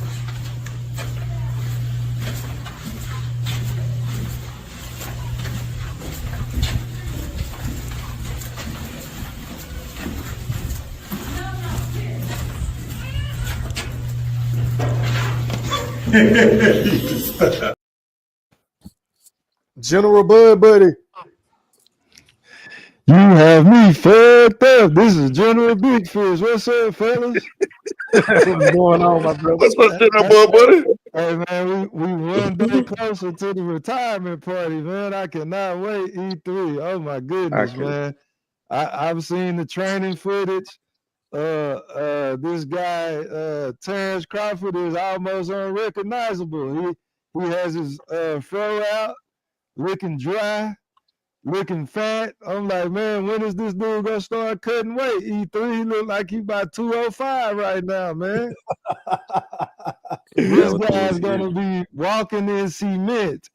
He is going to have to bang with Canelo, and this is not gonna be good. One of my favorite trainers, Abel Sanchez, broke it down perfectly to me, E3. I know you've seen it. That boy is going to take a beating on them arms, that body, and when one slip through to that jaw, nighty night, E3. There go another one who's gonna disappear. Yeah. I don't want to hear shit now. Tell me you got to go to work after the fight, neither. I Let him go, y'all. Let him go. Let him get it out. Go ahead, Fish. Finish before I open the panel back up. Go ahead, Fish. So I do want to see a good fight. I think it'll be a good fight for about 3 rounds. But once that weight kick in, that extra weight, that snack weight, oh man, it's a wrap, fellas. I'm telling you. I don't think it's going the distance, E3. Fish, I'm gonna ask you a question. What make you think Bud can't fight it? It can handle the extra weight. But see, you got to fella realize when he fought Majamar, he came in over 168 the night of the fight. That's See, the everybody unofficial. That's the unofficial way. You talking about the unofficial way, Goldie? yes, yes, yes. I don't want to I talk mean, about nothing unofficial. shit, no, that's what he wore the night of the fight. How you know? That's the he because he said it. He definitely was 170 the night of the fight. I think When they he said fought Earl, I think they said he was 169, if I'm not mistaken. yep, down at 170 the night of the fight. And when he fought Earl, he couldn't get a knockdown. Couldn't get a knockout. Couldn't get a knockdown. Was getting beat that's on. why he looked so bad against Madrimal. He was man, too that heavy. man beat the shit out of Madrimal. No, he did not. That man beat the living shit out of Madrimal. Madrimal, it crazy as hell. Madrimal wouldn't even engage with this motherfucker. Why do you think he did on them flank? Yeah, he hit Bub in the right hands. He ate them motherfuckers and tore Madrimal up. See, I mean, when he threw the right hands, it wasn't like he was set when he was. Excuse me. Well, it wasn't like he was set when he was throwing the right hand. Anyways, he was moving. I heard him jerk too much. It wasn't nothing close to that masterpiece. That bullshit that y'all were hollering that master class. I don't know what the fuck y'all got that shit. Man, Q. Just like I told y'all, y'all can say I'm reaching or whatever you fucking want to say. But at that fight there, if let's go back before that fight there, Canelo said he would never fight Bud. He would never fight Bud. After Bud fought Madrimal, he told me he seen Bud on slow down. He ain't doing off the hand. That's when he decided to take that fight. Nah, because Benavidez was on his ass. That's why he really took it. So you going with the theory? I'm just keeping it real. That's my theory. Okay, if Bud would have went there and whitewashed Madrimal and knocked him out, Canelo wouldn't have fought him. Why not? Why not? He wouldn't. He wouldn't. Because he wouldn't. Brian Castaño. Man, Charlo is not Bud, man. I debunk you with that. No, sir. I cannot. Man, Charlo, stop. Q. Stop comparing. Listen, bro. Listen, bro. Stop comparing Bud with Charlo. Stop comparing Bud with Charlo. Charlo is a kitty cat. I'm not comparing Bud with Charlo. Yes, it is too. I'm just debunking your theory that you just had just now, because that's the case. He wouldn't have took the fight with Charlo. Ooh. But Charlo didn't have no good performance. What are you talking about? Charlo, listen, Q. He knew Charlo was a cherry pick. Come on, just like he know Bud is a cherry pick. Just like he know crazy the fuck. I'll pull out this here. If Bud was a cherry pick, Canelo, let me tell you something. Why Canelo ask for this much money to fight a motherfucker that coming up 3 weight classes? That's his biggest payday right there. His biggest fucking payday. Yeah. The biggest fucking payday. He ain't never made that much money to fight anybody like that. But a nigga that don't sell shit, all that. Why you need? So go ahead and answer. But I'm just saying though. No, answer the question. Answer the question. Answer the question. Answer the question. Don't try to change it. Don't deflect that shit. Answer the question. None of mine. What's the question, go? Nigga, answer your question, nigga. No, you did. The Wiggler has moved the goalpost. The Wiggler has moved the goalpost again. No, you never answered the question. I did answer your question. About if Bud Crawford he answered the question. Hold on, Blue. Let him get it out. At 160, you say he was weight bullying. He rehydrated up to 168. You know what I'm saying? I didn't even know that. Oh, wow. You know what I'm saying? It still couldn't even knock the man down. You hollering this bullshit talking about if he would have whitewashed him, Canelo wouldn't have took the fight. I'm saying that's not true, because if that's the case, he wouldn't have took the fight with Charlo when he slept. He beat the shit out of. He stopped Brian Castaño, bro. Q. He would also you got to look at Charlo coming. When Charlo fought that nigga, hold on. When Charlo came back and fought Canelo, Charlo was out almost 2 years because he kept ducking Tim Tszyu till he had a broken hand. You feel what I'm saying? So if you're gonna cover something straight. That's why Charlo got stripped his motherfucking belt, because of the civil fight. He kept ducking Tim Tszyu for the WBO title. He was a mandatory. He was out damn that year and a half, over 2 years. Catch up, he wasn't ready. His hand broke. Canelo knew what the fuck he was doing. Just like you know what he's doing right now. He finna get the shit beat out of his ass, Q. Now answer my question. Answer my question. Okay. If Bud is so much of a weak link, why Canelo, the smallest motherfucking man, nobody, why Canelo ask for 150 million to fight the little ass man? Cause he know that she is dumb enough to give it to him. They want to see it so bad. He want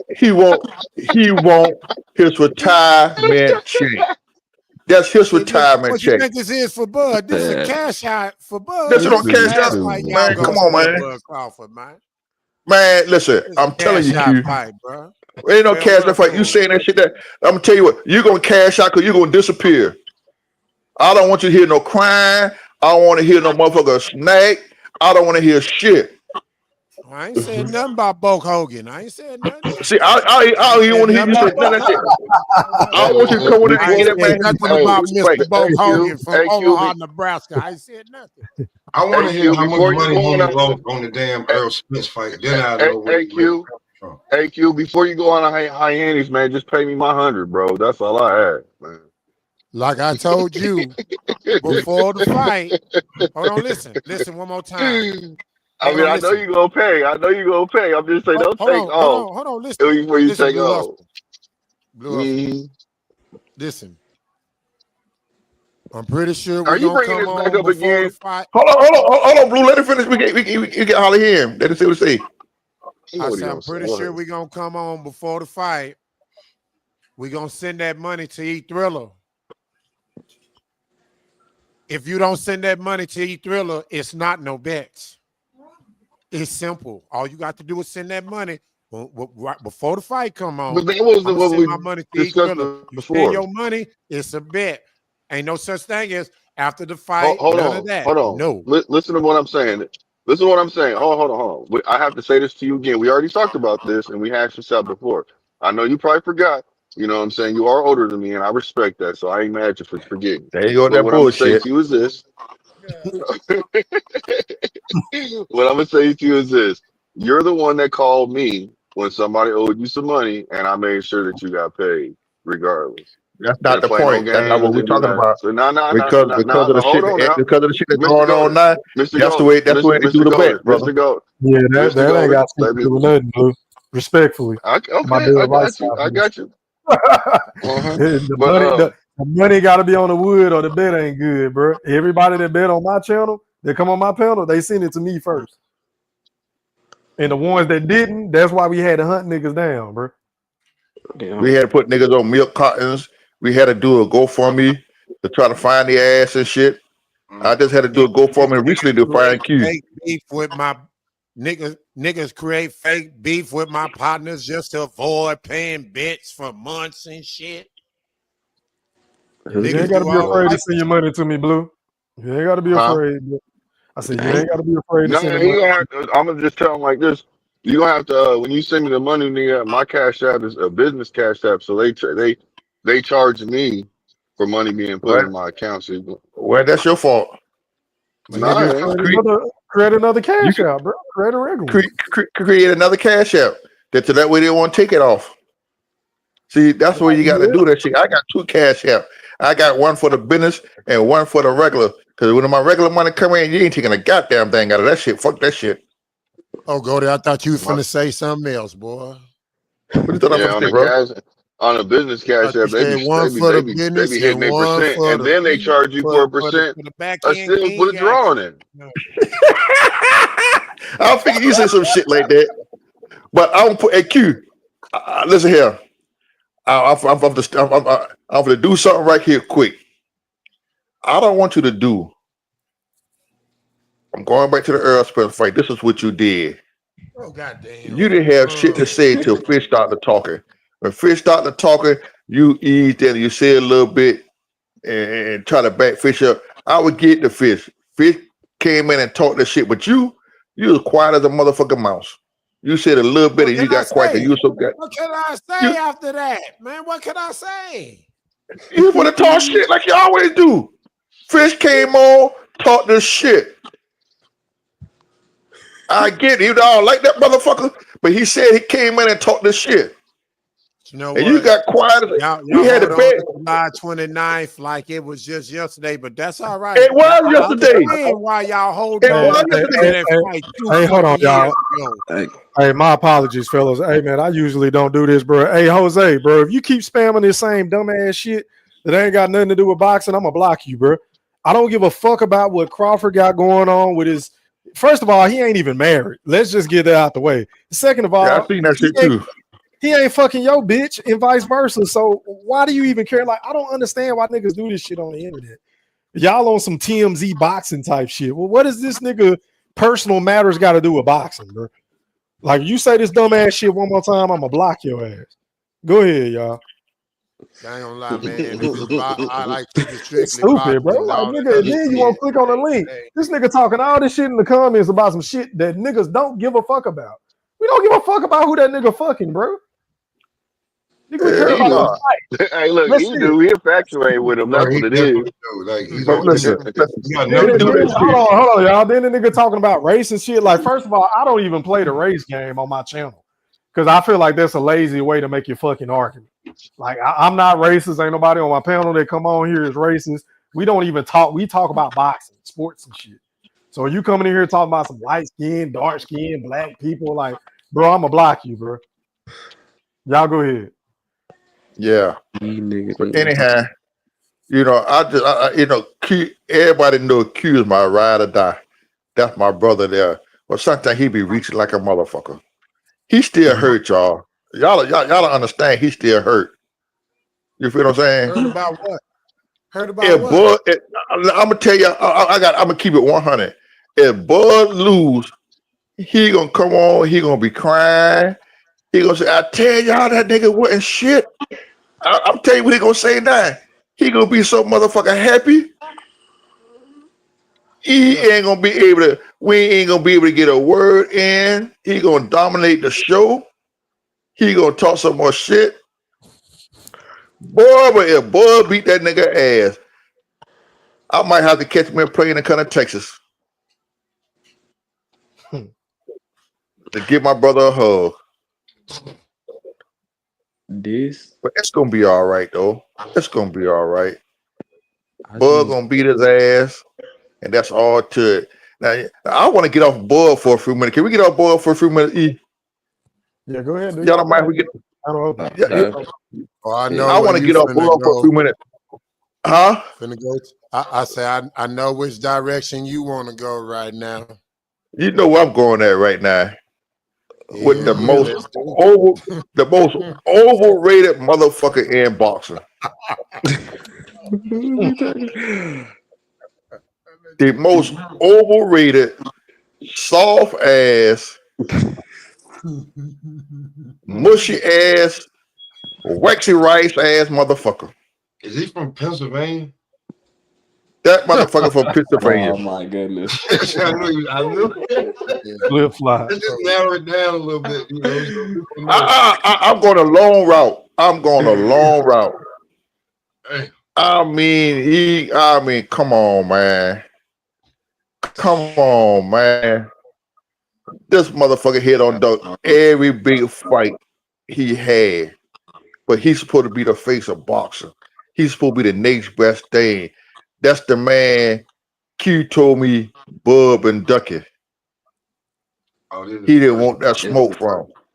This is a personal shot. A lot of motherfuckers say Bud ran from him. So I had to let them niggas know Bud was using that nigga as a tune-up fight before the Earl Spence fight. Let you know Bud took that nigga hard.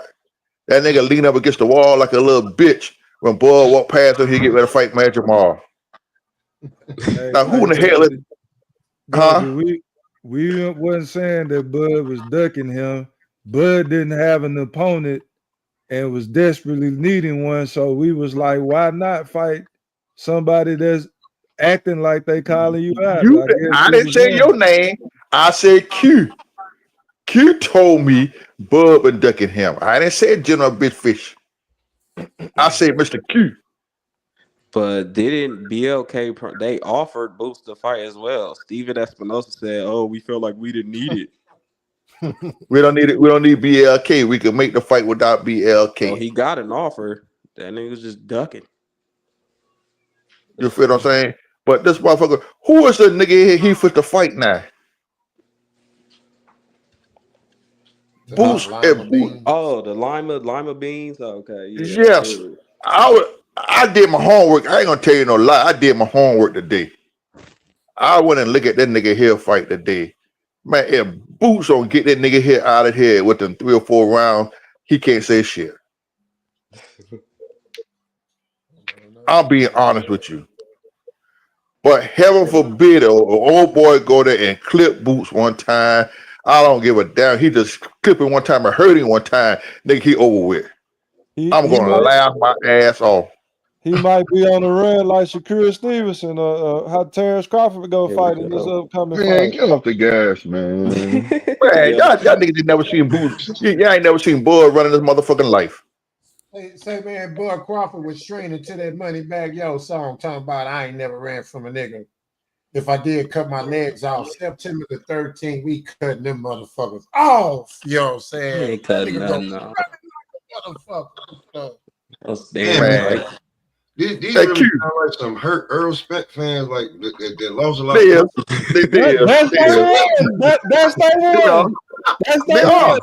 They always got to pull Earl Spence out the crack of their ass. That's their go-to move. They got shit to do with Earl Spence, man. Jumping in too.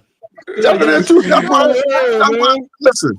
I'm not an Earl Spence groupie. I was a supporter of Earl Spence primarily because he was a Dallas Texan. Also, I like his style. Boxing don't live and die with Earl Spence with me, bro. So y'all got to come up with a new line. When you don't hear something you don't like, that's what you do. Earl Spence, they just still mad about Earl Spence. I know 2 years ago, man. Ben got over that shit. Now you haven't. I can. If you can still hear the You can hear the hurt of the nigga voice. I thought you was a Big Fish. I thought you was an Earl Spence fan because you was debating people heavy on there, bro. You like you was defending them left and right. Get the Tootsie Roll out your ears, man. Get them out your ears, man. Why I got me the Tootsie Roll? I don't need no Tootsie Roll. I'm talking about your earwax, man. Get your earwax out your ears, man. Okay. I didn't say. Okay.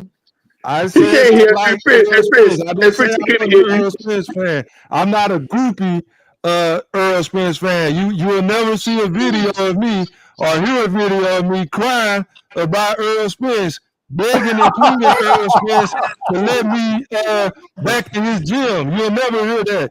You'll never hear me make videos talking about Earl Spence. We was cool and we went to the club. Come on, fam. And we fell out. Preach it, brother. Preach it. Good as I love you. I'm not that guy. You confusing me with the guy in the helmet. Man, I thought you was that guy because you had to come on there and eat crow too. You had to eat crow too, though, man. You was sitting there. You was surprised too. Hustle. You act like you got 100% rate in your predictions, bro. You got to get off of that. When it comes to me and you predict, I do. You got one pick right, and you act like you just burnt sugar, man. You're not. Oh, I got the pick when it came to Torrance Cepeda. You know how many times E3? You know how many times I had Blue Hustle say, "Oh yeah, you're right, General Big Fish. You're right. I see your point. No. You're right, General Big Fish. I see your point." No, you over there gaslighting like a motherfucker right now, boy. Here we go. That's another. You on gaslighting. The gaslighting word. Come on, man. You over there gaslighting, bro. Cut it out. Man, I'm telling y'all, man. But at the end of the day, my brother Fish, I'm gonna give him his due. If Bud beat Canelo, he is gonna come on. He gonna come in and give Bud his due in the beginning. No, I'm not, Goldie. No, I'm gonna immediately asked for drug testing. Oh, Hold okay, on, yeah, there you go. That's because you a natural born hater. But Fish, you Canelo, let me finish. You let me finish saying what I was about to say. I say you come in and give Bud his due, then you're gonna jump in about the drug test, the stack program. I know. You're gonna say Bud did it. He did it. Then you're gonna go with the snack. You want the drug test right then and there. You want him to check the glove, check the wrap, check every goddamn thing. that nigga had to be on. Hey man, y'all niggas. Hey, my brother, he's a Earl sexual. Don't get me wrong, but he ain't nothing like this nigga here. Y'all check this shit out. Oh, shit. I remember it was like yesterday. I remember it was like yesterday. LTV begging like Keith Sweat. Earl sexual spotted. Man, I smell something, man. You smell something? Definitely smell something in my hair. He was like, fam. Fam.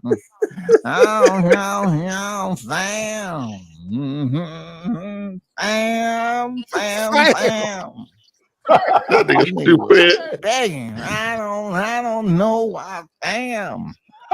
Goddamn, Corey. I would have never put myself on video. I don't care if it was in the dark or not. Nigga, that's my voice. That's audio people's gonna use forever. Man, I smell something, man. You smell something? Definitely smell something in my hair. Fuck all that. I would have had to say, Spence, if you really fucking with me, you respected what I did, can we talk? It would have been up to Spence to say yes or no. Spence, can we talk? I mean, Derrick James is not your father. Can we talk? I want to talk to you face to face. He never would be mature enough to hold down a spot that he could have had July 29th. He could have had ultimate spot, people. He said he'll never be mature enough. That nigga said he would never be mature enough to hold down his spot. He be on his hands and knees talking about that's my dog, that's my dog. Look how you talk about your dumb ass. Play that again. Just start from the top, E3. He never would be mature enough to hold down a spot that he could have had July 29th. He could have had the ultimate spot, people. He could have had the ultimate spot. But he was a snake. Pause, E3. He was a fucking snake. And we found this out on the show. We did an investigation for Loyal to the Game, and we figured out why the man got kicked out of Earl, why Earl Spence set him up on live and had him begging like Keith Sweat, like WTS said, please, Earl, please. It wasn't for no reason, because he is a snake, a black, yellow tooth snake that's always in profit. So that's why Earl Spence got rid of your ass, because you risked fucking loss on Earl Spence, somebody that my dog Earl Spence, you know, you got caught, you yellow tooth snake. Hey, no, Spence didn't want to act like you rooting for him. That's why I told your yellow tooth ass that no matter what, on July 30th, you was gonna wake up a winner, you yellow tooth snake, you hating snake. You knew no matter what, you was hedging your bets, just like you hedging your bet in the Canelo and Crawford fight. You're a fucking groupie, and you just begging for people to look at your channel, so you try to get any kind of fucking attention you can. You fucking yellow tooth, crooked tooth snake. Start over, WCS. Spot, people. He could have had the ultimate spot. I don't like that shit. Because this is epic. This is epic. If ILTBA would have played his cards right, he could have been a part of this in Vegas. But he's a fucking hater ass snake. ILTBA could have been something special. He could have been on top of the world, but he's a fucking dumb ass, yellow tooth, hating ass snake. Fucking sneak dissing. But hey, when I met him in person, he's a big fucking teddy bear, smiling, yellow teeth, fucking hanging out his fucking mouth. You will never sense any kind of fucking threat if you're in this man's presence. Look at the punches that he's throwing. Look at the motherfuckers. Grandma. Bro, you got my daughter laughing, bro. Like, damn. From the top, WCS. And this nigga be talking real tough on the internet, but he a bitch in real life. He's super tough on the internet. Real tough. Nigga keep saying they. Nigga, who is they? Say my name, nigga. It don't take nothing to say my name, bro. Oh god. TBA would have played his cards right. He could have And been a then part you of this don't thing. want us to expose how you Al snake TBA your could- boy Al JJ. TBA could have been something special with team. Yeah, like because I can put it out there. Like, nigga, you know how many times you done begged me, asked me to do the spit bucket with you, bro, because you didn't want to do it with JJ? Because he was boring. I wait. You don't want me to put that out there. How you was trying to snake JJ and wanted E-Thriller the Black Picasso to do the spit bucket with you. I know you don't want me to put that out there. So, I mean, it is. Spence, he could have fit it in. He could have did what no other content creator would potentially be able to do right there in position. To be there July 29th on the PJ, headed with Sting. If he would have been there from then all the way to now, and everything would have been cool by that time, the trust, loyalty, all the damn exclusive content he would have gotten, you know, channel being look, what the fuck I'm talking about? Showtime, what am I talking about? This nigga couldn't have pulled that shit off. Hey, bro, come on now, dog. Come on, man. Reality is a motherfucker. This nigga couldn't have pulled it off, dog. He's talking behind my back for whatever reason. I just stream because I've been extremely. That's what he do. WCS, he talk about motherfuckers behind their back. That's what he do. The agent of chaos. All that sneak dissing.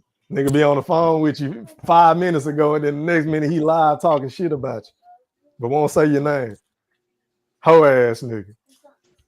No, all the damn shit he's talking behind my back for whatever reason. I don't know. I'm not on that time. I'm here to tell you right now, we don't care. Let me tell you we don't care. Because he's not deserving of the time. I just know the story. And I'm just bringing it full. I'm just bringing it full circle to July 29th. That if you would have had some type of maturity, pause it. I wish I could rip them fucking nipples off the street. I want to rip them damn nipples. I get tired of seeing them goddamn nipples on your face, man. And understand. You didn't say that. Oh shit. Tell me you did not just say that. And where you're going, it would have been quite interesting. It would have been an incredible story that you potentially would have been on all access to. You know what I'm saying? You potentially would have been on all Ultimate access too, groupie. because I seen that nutritionist there sitting in your seat there, RTB. I seen that nutritionist there, and he wasn't there. I smell pussy. Pussy, man. I warned you. Y'all better leave that dude alone, man. That dude ain't nothing to play with. That dude is hilarious. And he will snatch your heart right out of your chest. Oh my god. Yeah, so don't compare the general and the BFD Ringmaster Q. Coach said you the pettiest motherfucker on YouTube. Damn. I'll take it. Jesus Christ. I'll take it. He'll be. Oh my goodness. I ain't seen that video before. That's a really good one. I appreciate it, man. Appreciate that concept. That's really good. Yo, the way he was punching the bag like that meant something. That nigga was throwing love tap smoke session. That nigga ain't a threat to nobody, bro. I mean, and like got no stamina. You got poor coordination. Fundamentals. But you're not the only person who told me, like, you know, he talk all that shit, but you know, he ain't like that in real life. You're not the first person. No, that nigga is not like that in real life, bro. Like, that nigga's a fucking character, all balled up. I was like, what the? Man, that nigga's a CB4. He a studio gangster, bro. That nigga playing a character on the internet. But he do it to remain relevant. Like, that's his thing. He like to sneak this or like he dissed the niggas that he think he can take. But he gonna sneak this the niggas that he know he can't fuck with, just so that, you know what I'm saying, he get a reaction out of you or whatever. And I just been blowing the shit off, but you know. So basically, that's that nigga MO. If he could possibly run into you, he ain't gonna say much, but motherfuckers about 8-9 hours away, he talk, okay, no problem. Yeah, exactly. Let's say it's 1 o'clock on my end. So if we get off about 2 o'clock on my end, That's it. We go another hour. But if y'all click on about 4 o'clock, he'll have a show on. Yeah, his bitch ass listening. He hiding in the chat somewhere. Nigga scared to debate. He don't want to debate. We all know he don't want to debate. That's why he got in his feelings, because I fucked him over on his channel the last time I came on there. So the nigga started sneak dissing everybody in the clique. And then that's where I called the nigga a fuck nigga for the shit. And he got in his feelings and he stopped fucking with a nigga. YouTube is funny, man. I still remember the shit with him, Blu-ray, and True Titan.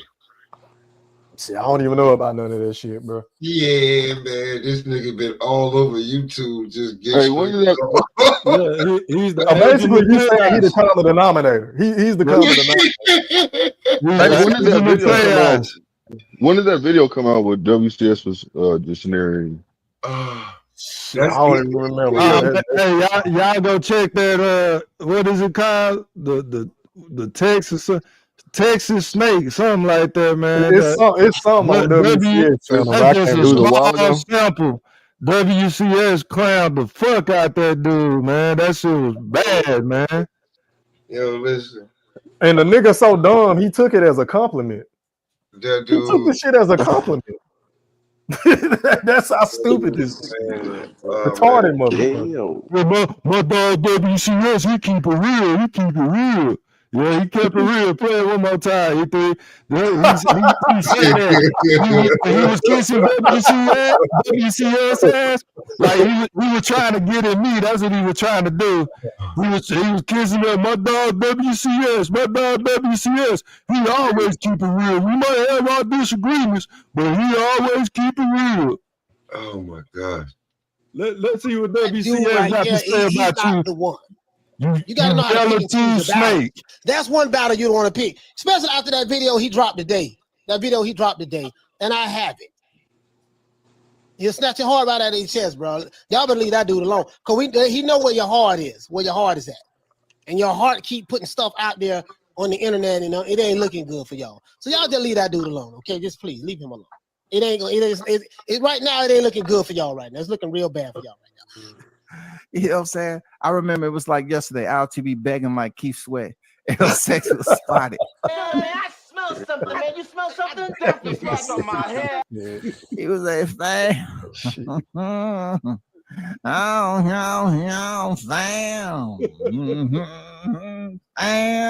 fam. Fam. That nigga was begging. I don't know why. Fam. Goddamn correct. I would have never put myself on video. I don't care if it was in the dark or not. Nigga, that's my voice. That's audio people are gonna use forever. What the fuck is he throwing? Smell something, man. You smell something? Definitely smell something on my You hair. see this shit smoke? I would have had to say, Spence, slow than a if you bitch. really fucking with me, you respected what I did. Can we talk? Bro, where's the 1, 2, 3? Where's the 1, 2, 3, 4? You just Spence, can we talk? Look, One, two, he Eric Gaines is not your father. Can we talk? Look at that nigga. I want to talk to you face to face, man. He Yo, never would be mature enough boxing, to bro. hold down a spot that he could have had July 29th. Hey fellas, can I get a yay if y'all believe that man ever got a trophy in sports?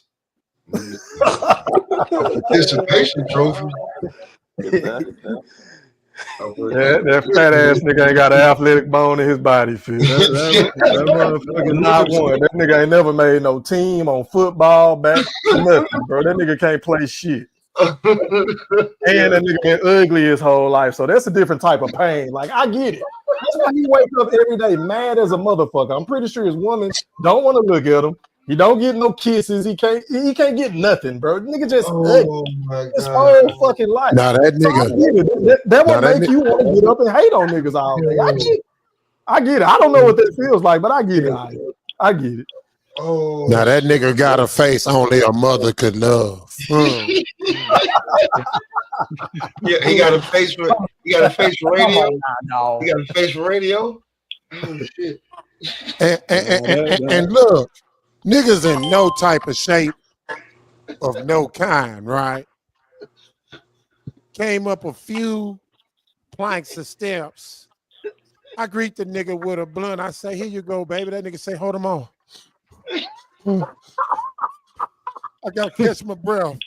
Oh my God. And the way you punching on that nut on that bag with them love taps. Oh yeah, man. You a cherry pick, boy. He called me out to a fight and he changed his mind quick, boy. Oh man, I would have loved that, man. Oh my God, I slapped the shit out of you, boy. Pulled them damn nipples off your face. He could have had the ultimate spot, people. He could have had the ultimate spot. I don't like that shit. Because this is epic. This is epic. If ILTBA would have played his cards right, he could have been a part of this in Vegas. He could have, man. ILTBA could have been something special with Team Spence. He could have fitted in. He could have did what no other content creator would potentially be able to do right there in position to be there July 29th on the PJ. Headed with Sting. If he would have been there from then all the way to now, and everything would have been cool by that time, the trust, loyalty, all the damn exclusive content he would have gotten, you know, channel being look, what the fuck I'm talking about? Showtime, what am I talking about? This nigga couldn't have pulled that shit off. Hey, bro, come on now, dog. Come on, man. I'm gonna be honest. This nigga couldn't have pulled it off, dog. He's talking behind my back for whatever reason. I just stream because I've been extremely dignified about it. You know, all the damn shit he's talking behind my back for whatever reason. I don't know. I'm not on that time. I'm here to Yo, he is, dude.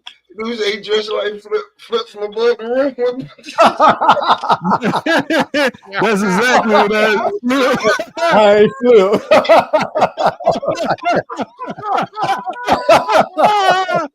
Give me my books, nigga.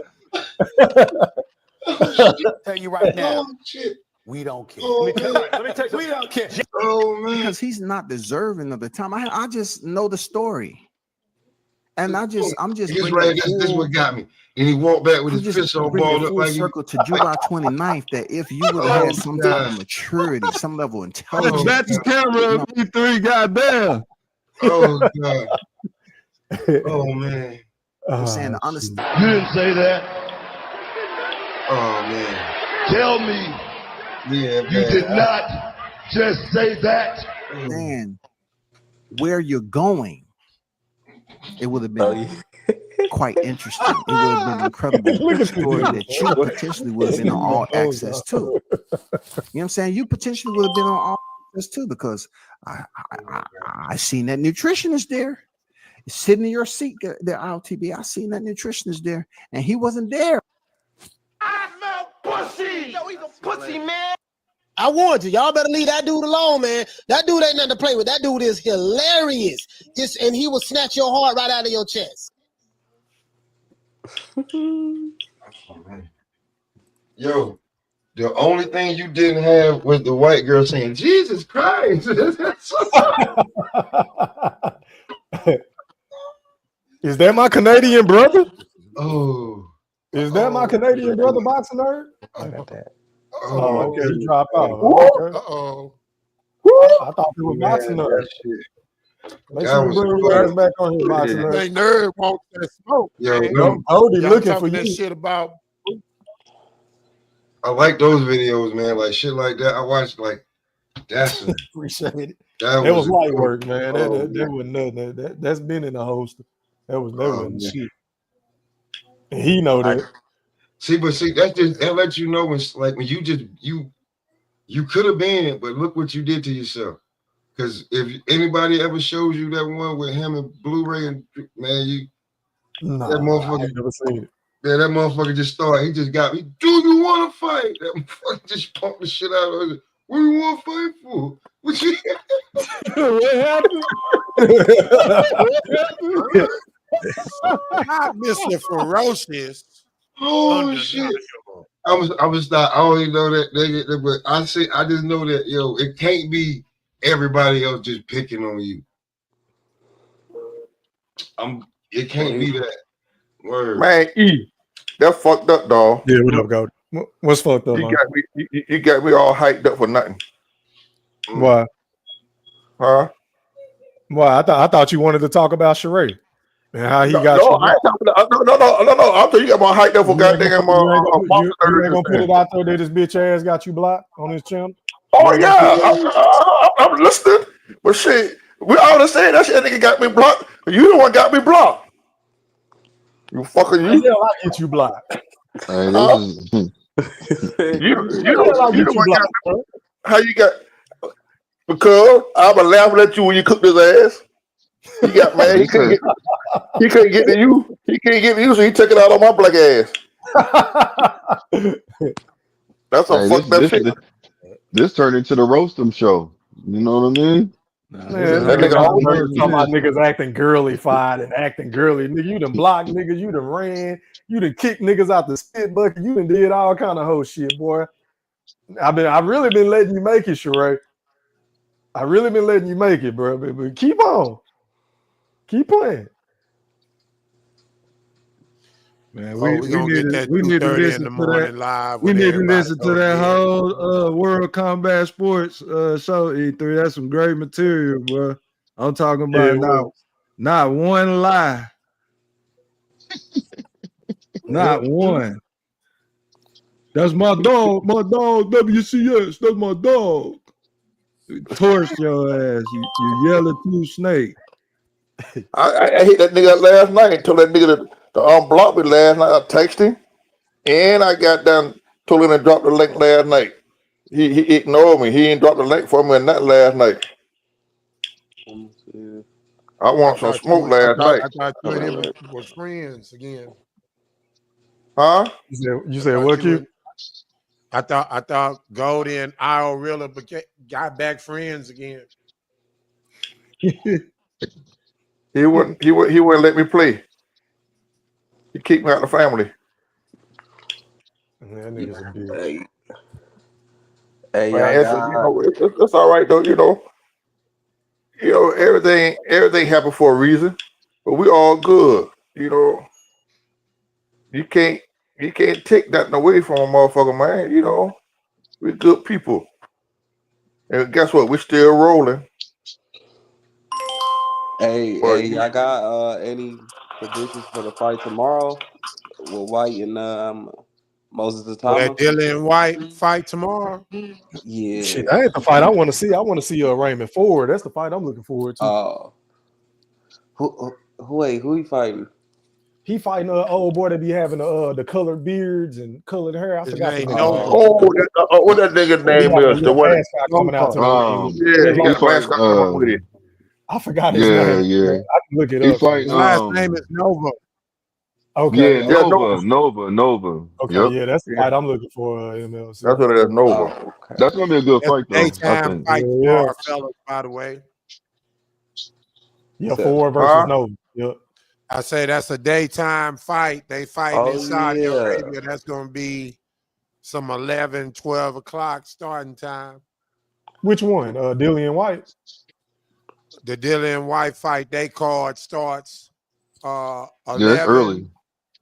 45, 12:45 Eastern Central Time. Yeah, I'm going to probably miss But the main event don't come until where? Until 3, 4 o'clock. Yeah. Like 2 Pacific time. I'm gonna try to catch it, but I ain't about to stop my plans if I got something going That's on. why I'm like, man, why are they showing this so early? No, it's because isn't it in what was it at?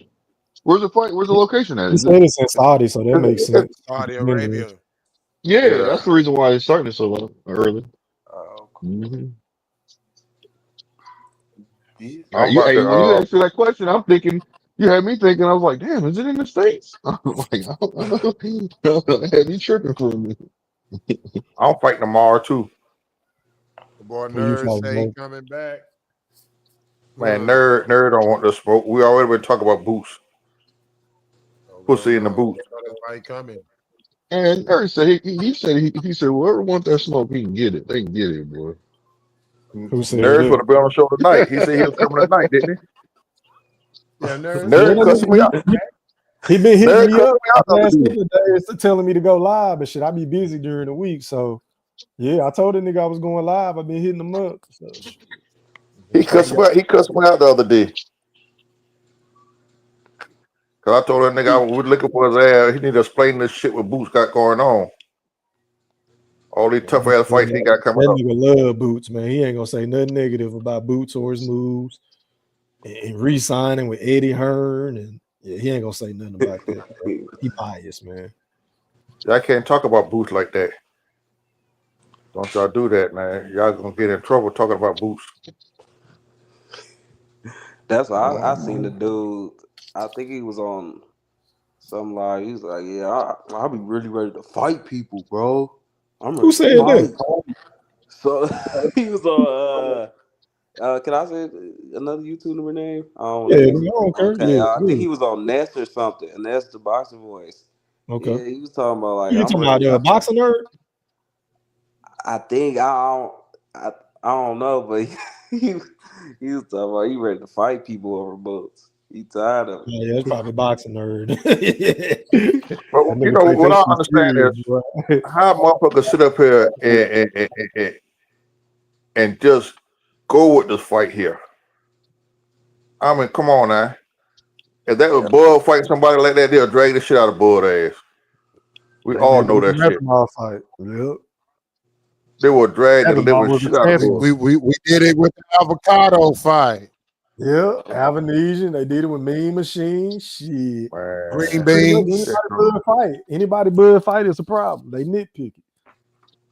Yeah. They talk shit about Bud like Bud ain't shit. Yeah. Jeff about his opponents ain't shit. We ain't say Bud. Hey, look. His Hey, opponents. look. Bud ain't shit. Nah, I'm just joking. One-legged Jose. Boots can't be running around here saying he the best fighter in the world, bro. But then you know he ducking all the toughest opposition within or around your weight class. Like it don't make. And then you got a narrative saying that you the new boogeyman and what you be doing to people in sparring. So I'm gonna be looking at you a certain type of way, especially when you said Crawford don't want to fight you. I ain't bet. So you know what I'm saying? Like, come on, I'm going to ask this question here again. I'm going to ask this question here again, and I want everybody's honest opinion. What level of competition this fight gonna be on? The Boot said he stepped to the level he fight to the level of his competition, right? Mm-hmm. Am I right or wrong? I don't know because I don't know what that dude Lima means. I don't know what he. You didn't see what level he. But shit, listen, I put it listen, at Q. I got him. I into the group chat. I put one of the fights in that motherfucker. And you see that shit till you go the first 3 seconds of the fight, you're gonna turn that bitch off. You'll see, like I said, yeah, Boost don't. No, I didn't. Yes, I think I put it in the group chat. I know I said the E. We was on the phone talking. But at the end of the day, if Boost don't stop this man head within 3 or 4 rounds, he don't need to fight no goddamn more. He that terrible? Man, come on, Q. You go look at the motherfucker here, Q. And I don't see how in the hell they say he dominated old boy who he was fighting. That nigga falling all over the goddamn place. Hey, but you know what the Bulls said? Hey, he the IBL champion. Yeah, he the IBL champion. Yeah, Boots did say that, man. He ranked 10. That nigga fighting for a charity belt, man. Boots need his ass whooped. I hope he get his ass knocked out, bro. I really do. Woo, Lord Jesus. That nigga been tough for a long time, bro. Niggas been giving him a pass because he seemed like a cool guy, laid back, chill guy. But bro, you be lying, bro. I don't like all that capping. Nigga be capping too hard for me. Him and his team and them niggas, that James Harden looking motherfucker. Niggas get on my every move Bud made. Nigga, why is he fighting him? He should have been fighting you, Boots. Or why is he doing this? Why? Like, nigga, y'all don't keep that same energy for Boots. When he gonna fight somebody? Man, tomorrow. That nigga let Teofimo pull his card. He let Devin Haney just pull his card. He let Brian Norman pull his card, basically. Nigga wouldn't even wait a couple of days to renegotiate. And now you trying to move up to 154 to fight who again? He trying to pad his bank account, E3. You can't be mad at him for that, right? I'm not mad at him for trying to pad his stats, but nigga just come out and say what it is, bro. No, he ain't got say, I'm here. Ain't this where all the smoke is at 154? I'm here now. He's a cherry you picker. 4 times. Like, nigga, you ain't trying to fight nobody. Yeah, he a cherry picker. Hey, Most Hey, boxers are E3. cherry pickers, bro. There's very few That's a fact. boxers that don't cherry pick. There's very Hey, few. That's true. hey, E3. So you know Yeah. how everybody keeps glazing over the fact that people gave Brian Norman Jr. You know what I'm saying shit for accepting and not accepting the 1.7 or the 2.2, right? Right. So this is how motherfuckers, the people be fucking around. They don't hold the same, they don't keep the same energy for their favorite fighter.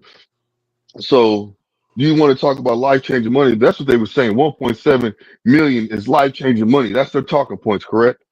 Yeah. 2.2 life changing money, correct? Well, what if I offer you $11 million? You know what I'm saying, to fight somebody? Is that life changing money? That's his I big. mean, That 'cause would have been his biggest payday.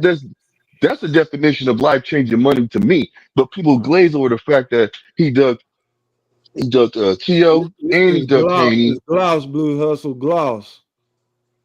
Anyways, you know what I'm Oh, saying? Anyways, what's you know that what I'm supposed to saying? mean? And he losing it with But the grades. but Nigga But crazy. but but the Nah, point but is he the point is the the but biggest the, duck the he point had. is but hold on, hold The on, hold biggest. on, hold on. The Don't let point him was make his Go point. ahead, go Let ahead, go him ahead, make go his ahead, go point, ahead, bro. go ahead, go ahead. Go ahead, Blue. so yeah, the point is that you know what I'm saying. People don't they forget the fact that that man did that. You know what I'm saying. They don't look at they don't even forget it. They just basically just omit it like it never even happened. Like they just act like that didn't even happen. So they don't make them keep the same energy. So therefore, that's why I'd be getting frustrated. I'd be like, man, you know what?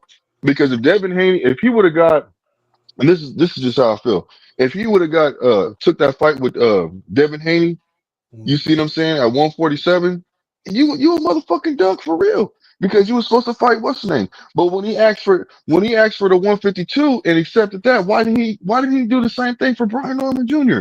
Fight me at 152. You want to fight me? Fight me at Why 152. he He did could have did Virgil the at same. 152? He could have just did the same thing with Norman, but he didn't do that. You could tell that he didn't want to smoke period with Norman because he didn't even offer him 152 to get the fight. See what I'm You might saying? be So right, Blue It's Hustle. his Hey, point. E3. He wanted to pad his E3. resume. That's why he fought Stanionis to get that belt. He knew the ring belt was going to be on the line. yep. Also, the belt that Stanionis was bringing to the table. He already knew he wasn't going to become undisputed because he saw what was going on with Pacquiao and Barrios, and he would have to deal with the PBC, which is why I said from the very beginning he should have just moved up to 154 to fight Virgil off the rip. We wouldn't even be having this conversation. Go ahead, Fish. My bad. Before I go to nerd. Hey, before you go to nerd E3, Goldie, you need to pat him down for weapons, man, because I think he about to come out here and try to spray everybody for talking about boots. Going out the Oh, look box at my one partner. on one, man. You're live on the chat with the pad. Talk to me, man. What's happening? All right, so I've been here all the Man, we can't get no bullshit. hello. How you doing? Nah, I'm not on that type of energy. I'm not on that type Okay, of go energy ahead. right now. I'm on smoke right now. Ooh, my partner, he want to smoke tonight. Because I Give me know my mic. Golden Good. Golden's been picking on me in the comments with his stupidness. E3's been bothering me about this bullshit. So I'll just break it down to you guys because you think boxing came around 5 years ago. You guys don't know your history. You don't know that the greats do the exact same thing. When they move up, they take a little soft touch to get themselves acclimated to the fucking division, number one. Number two, I don't know why it's such a big deal that number one, Lima was never his first option. It was never his first option. He was supposed to fight no, not Bakram. What's his name? Sergey Boachuk. But Boachuk wants to spin a block on the guy that knocked him out and go fight him on the Spence Crawford undercard. I don't know why. I don't know That why makes Eddie. sense. No, I'm not done. He wants. It's off the undercard. Yes, he wants to fight Brandon Adams, the guy that knocked him out cold in the 9th round of their 10 round bout a couple years ago. Do you mean In a a fucking Canelo Crawford undercard? Is that what you meant to say? Because you said yeah, Spencer. Canelo Crawford. Okay, My my bad. bad. Go ahead. I'm listening. Canelo Crawford undercard. He wants to fight him there on September 13th or whatever. So he wants to spin a block on there. I guess $250,000 is not enough to get your ass whooped by boots in Philadelphia, cool or whatever. Jesus Ramos was supposed to get the offer, but for some reason they give it to Abel Ramos. That's what I know. Well, just one thing I can say, yo, Boots, you fucked up on there. That's just dumb. But everybody else, Rashidi, where is he gonna make $250,000 anywhere else? That guy has That been ain't no damn blackballed. money. Let him finish, Huh? Gold. Yeah. Let him finish. So, Mr. Golden, Go let me ahead, ask you boss. a question No, before I finish your continue. points. Nah, Rashidi's not gonna get that nowhere else. He also turned down Virgil Ortiz on multiple occasions. You guys didn't know about that. You guys think he just sat out for 3 years in Golden Boy. No, Golden Boy offered him Virgil Ortiz. He just didn't think it was worth his while. So he's been doing bad business as well, but nobody wants to talk about it because nobody gives a fuck about Rashidi Ellis, right? Rashidi Ellis didn't take the $250,000. Made it $500,000. Didn't want to do it. Josh Kelly, same thing. $500,000. Now they want to spin the block when Lima Beans had already signed for the fight. Mr. Lima from Lima, the lemur from Lion King already signed for the fight, but you guys want to spin the block. Oh, okay, we'll take it. Mill City on it and his dick sucking ass. Oh, you a Boosie, you should fight Rashidi, fight Rashidi. Oh, you should do that because he's so biased. And then Brian Oh, Norman who's Jr. biased? Wait a minute. Time out. Not to cut you out. Who is biased? Mill City? Yes, what are you talking about?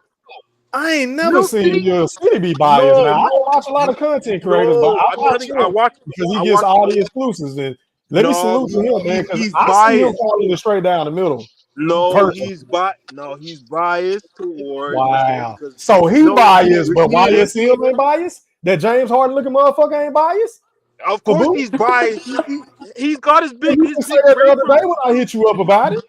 Of course, I never did. I never discounted or said anything about it. I think he's biased towards Booth because he goes to the same gym. He lives in the same area. Like, come on, everybody I don't has a like you putting bias. smut. I don't like how you putting smut on Mill City name because from I'm everything telling I you, don't he watch is. all this shit. But when I do watch his shit, he call it straight down the middle, bro. He's He one of the tries very his few best. content creators that will E3. call it straight down the middle, bro. Like, E3. let's be real, man. I'm I know sorry you to love break it. Booth, but stop, bro. Stop. Go ahead. I'm sorry to break it to you, E3. Everybody Send has me a the video bias. then. Send me the video. I'll watch it.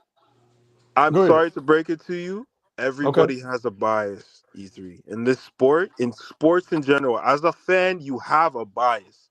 You can't call it straight down the middle all the time. You're just gonna sound So like who is Grimley. Mill City biased for? Just out of curiosity. Because he was shitting on the whole fight, which I No, understand. I asked you. No. That ain't what I asked you. I asked you who is he biased? What fighter is he biased for? Rashidi. Okay, Rashidi Ellis. Send me that video after this show. And if Yeah, I'm wrong, I'll I'll say, send you hey, the you video. right. Go ahead. My bad. Like Mill City did a whole card centered around Rashidi getting a fight. Like he has connections. Like they're actually boys. Like they're close, which is fine. I'm not knocking him for being biased. But like he's having Brian Norman Sr. on his show every 2 seconds talking shit about Boost. Like, come on, bro. What's wrong with that? He just doing an interview. Brian Norman Sr. needs to get a job. Brian Norman Sr. is Oh my He got a God. job. that guy. He Man, runs his own I've business. He never runs seen. multiple businesses, bro. What are you talking let about? this nigga go. Let him go. Let's let Nair business. Go ahead. We know in Sorry. reality he has multiple businesses. Like I'm not dumb. I'm just saying like he needs to get a hobby. Like this nigga, he wants Boots. He wants Boots to be his son so badly that this guy goes to sleep screaming his name, waking up screaming his name, going on every single YouTube channel talking shit. Why? You had your opportunity. You said no. Caboose ducked his son. No, he Caboose didn't. ducked his son. That's How why he did he getting his duck his ass. son when he sent the offer? Man, Boost ducked that man. Be for fucking real. Mr. Golden, Okay? Let's keep it real. Let's Hey, keep it no, real. hey, hold on. Let Goldie go, and then I'm gonna go to Brim. Go ahead, Goldie. Respond to Nerd. Listen, I've been listening to this bullshit. Okay? I'm sick of motherfucker. Because of the simple fact, Eddie Hearn knew they already had that fight signed with Karen. Okay? Then if Booth really wanted that motherfucker fight, he could have did the same thing Earl did. I'm gonna bring Earl Lane up for a reason. When Earl he submitted, cause he really wanted that fight with Bud and give Bud what he wanted. If Bud really wanted that fucking fight, he could have told Eddie, "Hey Eddie, get this man an extra $500,000. Let's make this motherfucker fight." Boots. You feel what I'm saying? That's what a true champion would have did. A motherfucker who want to make that fight, he would tell him, "Hey, get this man an extra 500. Take it off my books, and give it to him. Let me smash his ass." But no, what he did, he went and fought Karen and got embarrassed again. How did he get embarrassed when he won every round? What are you talking about? That man didn't win on every motherfucking round, Karen. He won every round. If you That just man didn't win one every round, fucking you round, compare Karen. Karen. Man, Karen was dinging on that nigga ass. Let's keep So it for real. did you give Karen the He fight? was Did digging on Karen win the Boots. fight? Did Karen win the fight? No, he didn't. No, he didn't win the fight. He didn't win How the do you get fight. embarrassed if you lost? You Listen, lost the fight. What are you talking hey, about? boxing nerd, boxing Hold nerd. on, What hold was on, the score? hold What on, was the y'all. score, Hold on. boxing nerd, You on the can give two it fights? Hold on. Hold on, Boots. Let me have the blue. Get this Let me out. have the blue. Let me have the blue. Let me tell you something. Karen made that nigga look bad. He did all that talking. Hold on. He did all that talking. Oh, I'm gonna knock this motherfucker out this time. I'm gonna do this and I'm gonna do that. Karen What? stepped. So Karen Karen stepped to ended that up being nigga better ass. than we all thought. What's your point? No. And I thought he was better than no. Karen wasn't nobody. And then he came with the lamest excuse anybody could ever make in boxing. Oh, I want to fight to the level of my competition. Get the fuck out of here. You know there's a rehydration clause on that fight too. You know that, right? I don't give a damn. I know. Oh, guess what? He the one. He the one decided to go to the IBF route. So He the one do so the IBF Mr. offer. Mr. Golden. Listen Do to you all know if a rehydration clause can limit a fighter? Look at Huh? Richardson Hitchens when he fought Lemos or whatever his name was. Did he look like himself? Like Hey, every Boston single Nerd. punch he got hit with, he got rocked. Boston So Nerd, I'm gonna ask you a question. attend how I'm gonna ask you a question. rehydration clause can actually limit a fighter. If you didn't know, Boston Nerd, I'm gonna ask you a question. He do that before he went the IBF route, right? He knew what the IBF offer, what the IBF rules and regulation is. He ducked the WBO to go to IBF route. He knew there was an easy route to get. All that shit was all that they already knew that the winner of that Bud and Earl fight was automatic with a contract, and he in line to get that motherfucking belt. That they're gonna get stripped. Goldie Earl wasn't gonna fight his ass. Hey, don't go nowhere, Boston Nerd. Ah, damn, he dropped off. But let me go ahead and let Brim go. You live on the No, chat. boxing nerd. Boxing nerd dropped off for a reason. He better come back because me and Boxing him Nerd, will I talk. know you ain't running from no smoke, bro. All this shit you've been talking Come all back, week. boxing nerd, because you need to hear this, boxing nerd. You text this nigga. I'm Go gonna ahead, try to be fair to Boots, but the truth of the matter is, Eddie Hearn and Boots have a strategy, and there's a certain theme with them. This whole Eddie Rashidi Ellis stuff, bro. I knew the Boots Lima fight was set 3 weeks ago, my G. Do you want to know how I know this? Absolutely. All right, so L-Dub Boxing, phenomenal. The reason why, because he pays attention to the rankings. On July the 25th, there was a statement made that I think this is going to be the next fight. It might be the best fight for him, to go in because he's got the IBO champ. The WBA placed him in the rankings on July the 30th. When they put him in the rankings at number 10, that lets you know something. So when you pay attention to the rankings, when you see the movement, it gives you little clues and context where you can put things together and figure out what's next. At that point, a few of us were talking, and we was like, that's going to be the next fight, right? Everything that y'all saw with the Rashidi Ellis is the smoke and mirrors play that Eddie and Boots have done. So what they'll do is they'll offer a low amount. You'll say no, then they'll bump it up some, and then by the time you're ready to accept, they'll pull it and then go to the fight that they already had set because that's a smoke and mirrors play. Make it seem like we didn't offer all these fighters, and then they soften the blow, go fight the person that nobody wants to see, but then they can say, oh, this person avoided, this person avoided, this person avoided. Truth be told, Rashidi Ellis wasn't going to get the fight regardless because the Lima fight was already set. Now, I'm going to tell you this, and I've told you this before, Boxing Nerd. People will be calling me Cap, but they've already been proven. I did a shitload of research. I read the IBF bylaws, and I knew about the Boots and Norman negotiation before the entire boxing world knew. Why? Because Norman Sr. is my guy. That's my dude right there. So I knew they got offered on August the 14th. Which literally was only 4 days before the fight was almost dead. And the reason why is because they knew they had Karen problems. So you're going to go to Stanley on this and offer him 1.5. They don't even pay you no mind. You go to Barrios, offer him 1.8. They don't even pay you no mind. You go to Norman, he's the only one that entertains you, but you offer him $750K on the first offer. So what they did was they slow played. They offered 750. The Normans and them came back with a counter offer, which was a higher amount. Then they offered 1.2, right? So what ended up happening is because Eddie never contacted Karen, because the order was placed on July the 31st, they have 30 days to negotiate.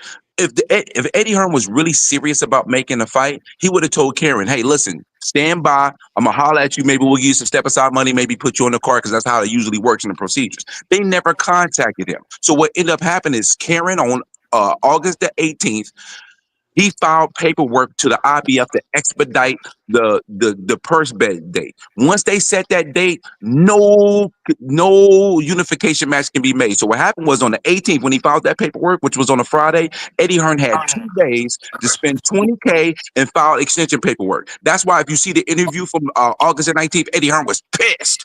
And then what made it worse, he never filed the paperwork. So when the public knew about that fight, the first offer was August the 22nd on the YSM interview. The fight was dead 2 days already. Now, Norman Sr. made some mistakes. Don't get it twisted. Because I told him I would have took the 1.7, but it didn't matter because when they offered the 1.7, the fight was already fucking dead. They played the Normans in a way because this their first time dealing with this level. So Eddie Hearn, he's an intelligent guy, really smart. He played it to the public perception and made the Normans look bad. But the Normans were still at the negotiating table. They said they would have took 1.7 for a neutral site, but Eddie Hearn pulled away because he knew they couldn't make the fight because IBF would have stripped the belt. But nobody cares about facts. Nobody cares about that because once the narrative got popular, it didn't matter. And I've been getting attacked about it all day long. But that's what Well, actually happened. How are they supposed to make one? How are they going to give them 1.7 for a neutral site? They're not going to make that kind of money anyway.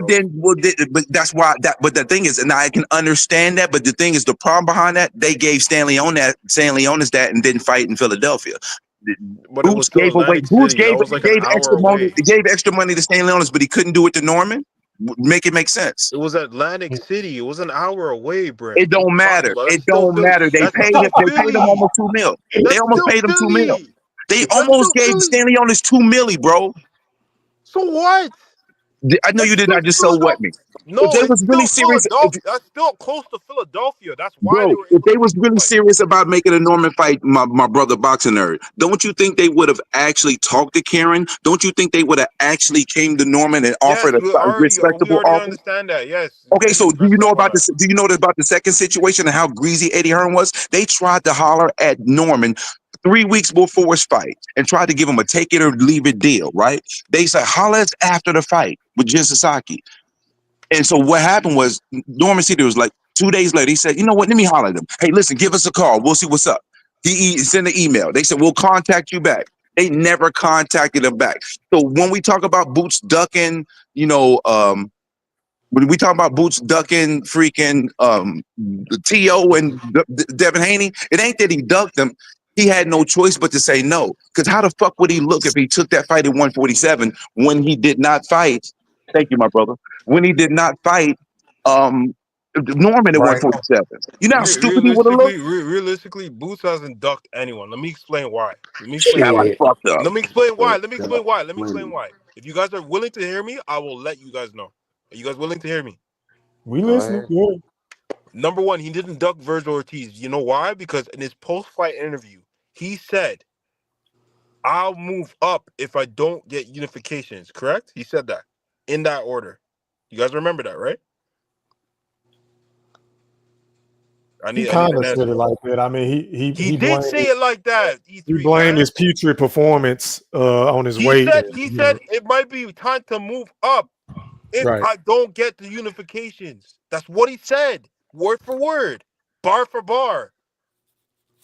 Okay. Right. So make it point. The same night, Stanley Onis and the PVC were hitting him up. Right? Virgil Ortiz comes a couple days later or a couple weeks later after Findora and Bud both said no. You guys didn't remember that, did you? Bud was injured or whatever. Findora said no. So Boots wasn't even the first option. A 147 pounder.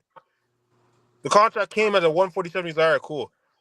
And then he was like, yo, I could never make 147 ever again. So why is he doing it? And then it came out Boots duck or whatever. He didn't really duck. He said he wanted to make a unification. Stanios was there to make the unification. Because they hit him up. They said, yo, we can make the fight. After what Karen said, after what Karen did to him, yeah, let's do that. Let's do it. Right? So then they end up in negotiations. Tio comes like, I'm not making no fight with Tio. He doesn't have a belt. Right? So Stanios end up having the unification with Boots. He's unified champion. That's why he stayed.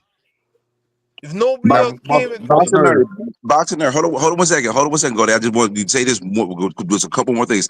Here's a problem with what you're talking about.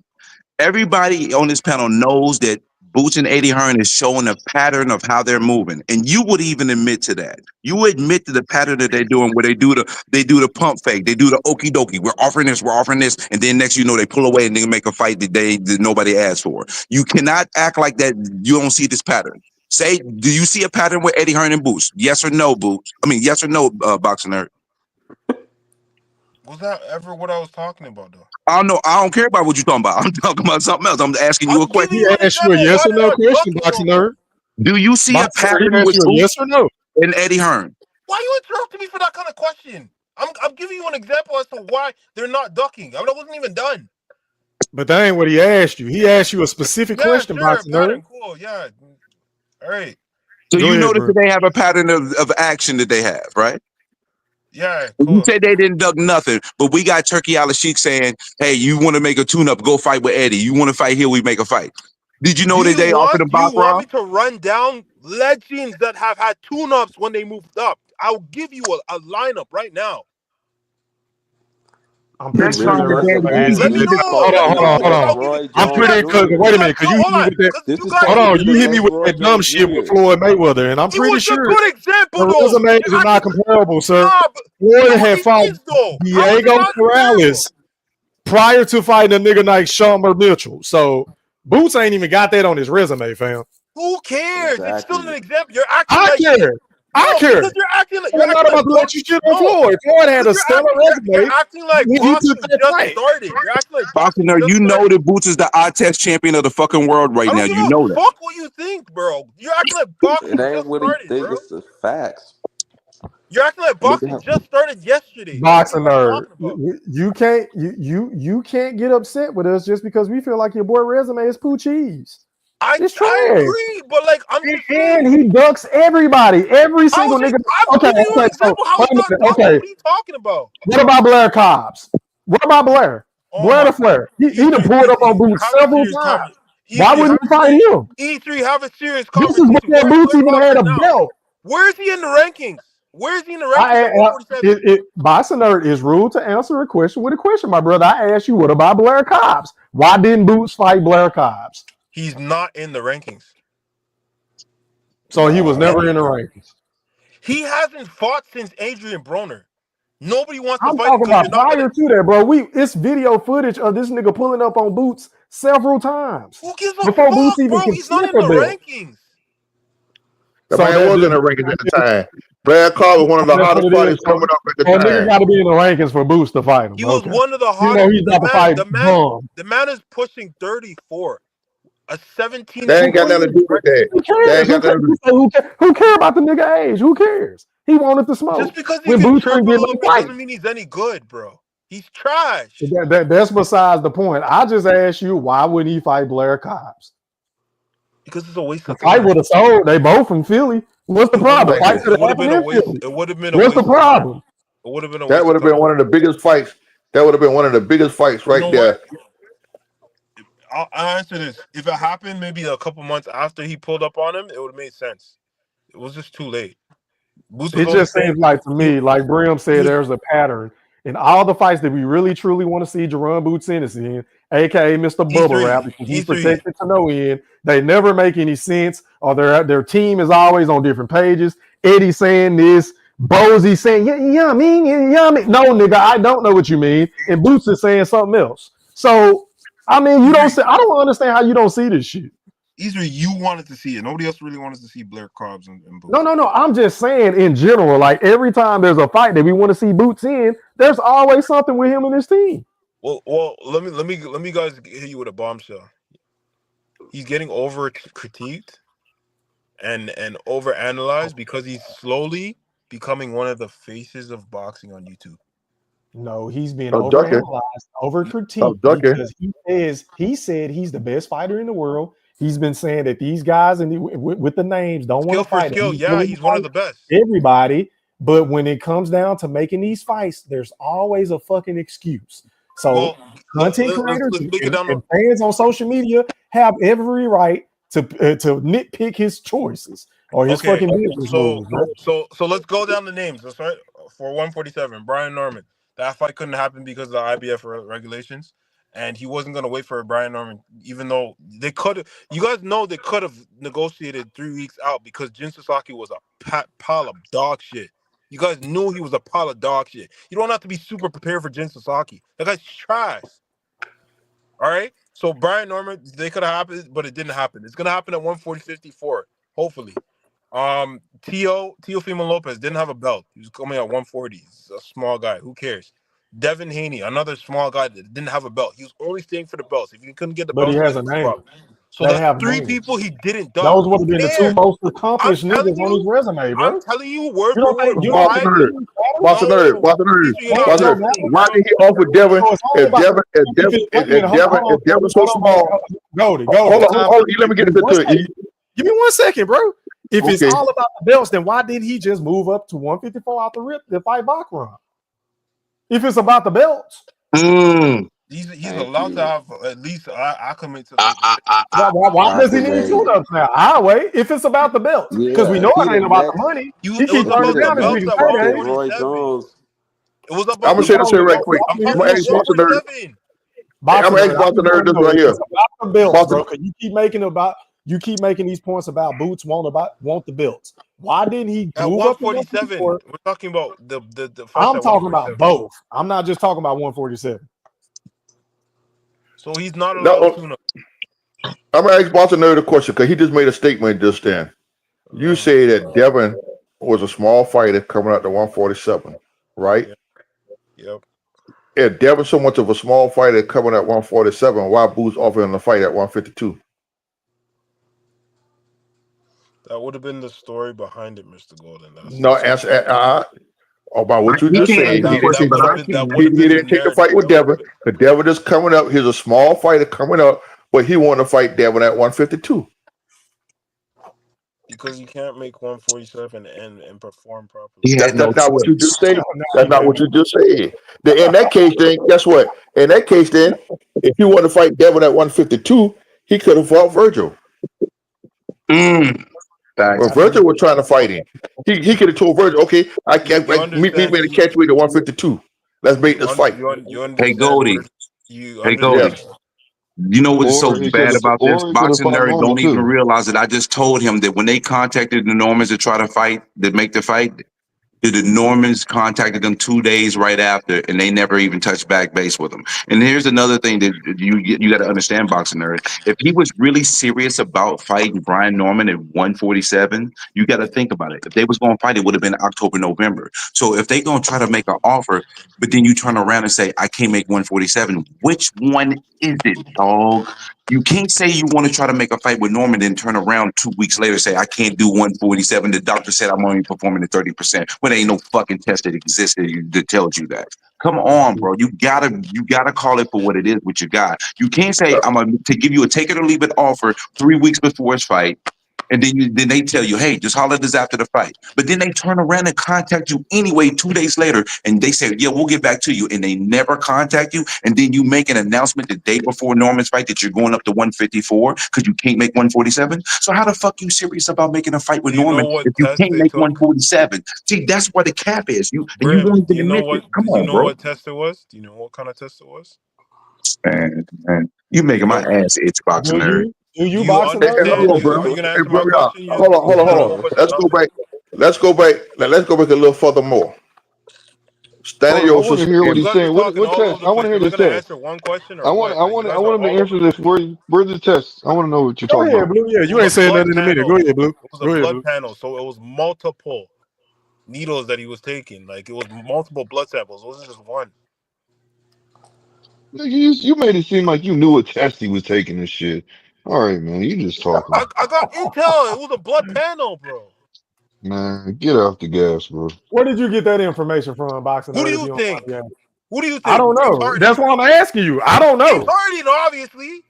Oh, James Harden. Oh, okay. The nigga that's gonna tell you what you want to hear. Okay, I got you. The nigga that's actually close to Boost is gonna give me more information than you can. You doing Gray Hatchet?